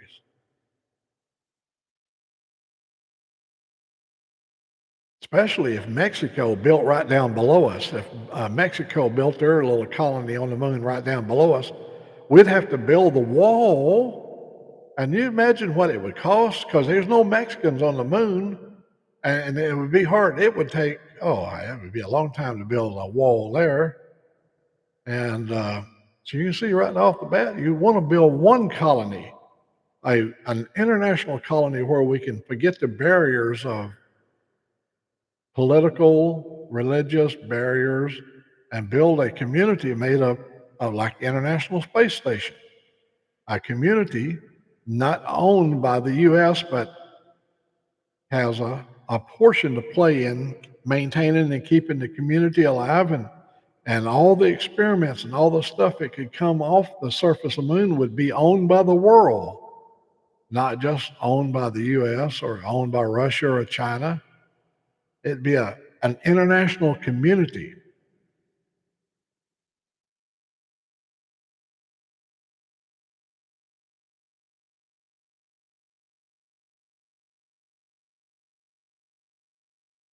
Yeah. Yeah, that's right. Yeah, no, really. When God created the heavens and earth, I don't think his big plans was for us to go the direction we're going in as human beings. And so that's just the nature of human beings. If we get on the moon, they wouldn't be long, they'd be a squabble. Um, yeah, we'd be planning our attacks. We'd have to have a giant military presence. Our budget on the moon would be basically would be a large military budget to keep those Ruskies and them Chinese and Chinks and them all them other things from coming in into our borders and stuff. We'd have to try to keep them out, you know. And of course, they're going to be an American colony. They're going to be rednecks there now. They're going to be beer cans.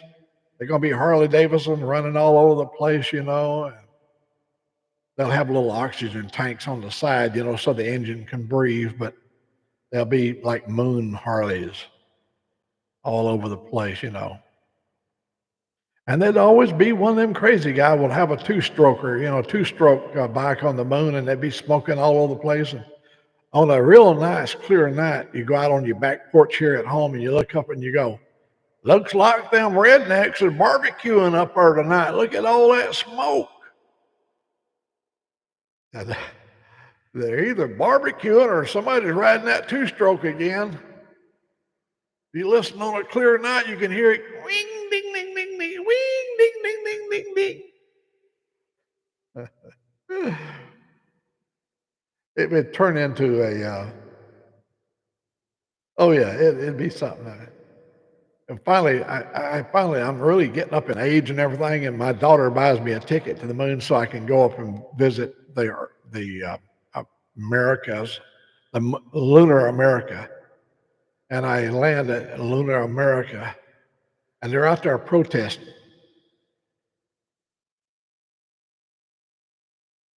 They'd already, gunfire everywhere. I go, well, it's just like Alabama. Look here, it's just like being at home. They're barbecuing a goat over right now. You see lowriders going by with the La Bamba music, you know. Get down, man, get down. Gunfire. You know. Oh, that's just being human.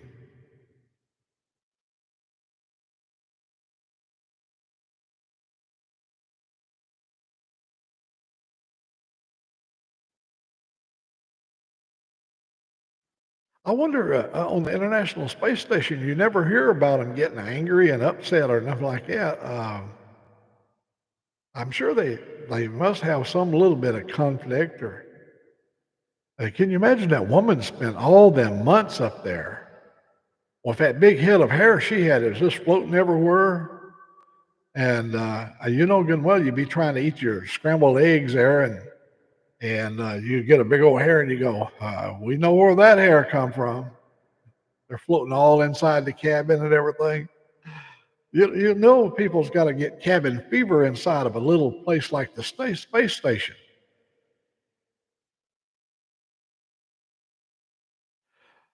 I'm going to have beer today, 2-4, and when I pop the top, it's going to go, psh.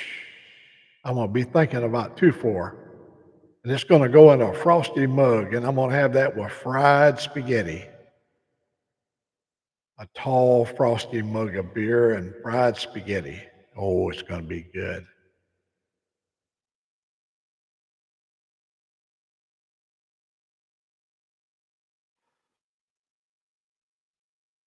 Well, I promised I'd let you guys off early today.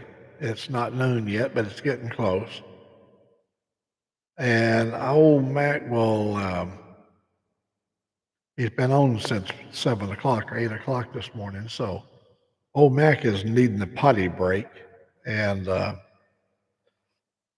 I think I will cut you guys loose. I love it fried. Oh, we're going to fry it in ham grease. We had the ham this morning, fried Virginia sugar cured ham, and that glazing down in the bottom of the skillet, it's good. It's going to touch off that spaghetti and bring it back to life. Well, everybody, have yourselves a good weekend. It's coming up, and I want to thank each and every one of you that came and I'm glad you came over to Frogzilla, that we got a chance to speak for a little while. 2-4, have one for me. Miss Nona, when you're out there and you walk past that rooster, you say, I know a guy in Alabama walks just like you do. You got his feathers all fluffed up. I just don't have the color. And let me see. Ventures Key Fob, I know you love your birds. I got birds all on the rail out there. I've got a big old blue jay out there eating right now. I don't have my camera running, but um, enjoy your birds, enjoy your lives. Sterling Will, you're out there, you're still trucking along out there. God bless you, man. You bring a lot to any group that you're in is blessed by your presence. You and Red Lady be safe, enjoy life. Um, Rod, we'll catch you on down the line. With that, we'll wish each and every one of you a great morning, good weekend to you, and God bless each and every one of you. And let it be known that Old Mac loves you.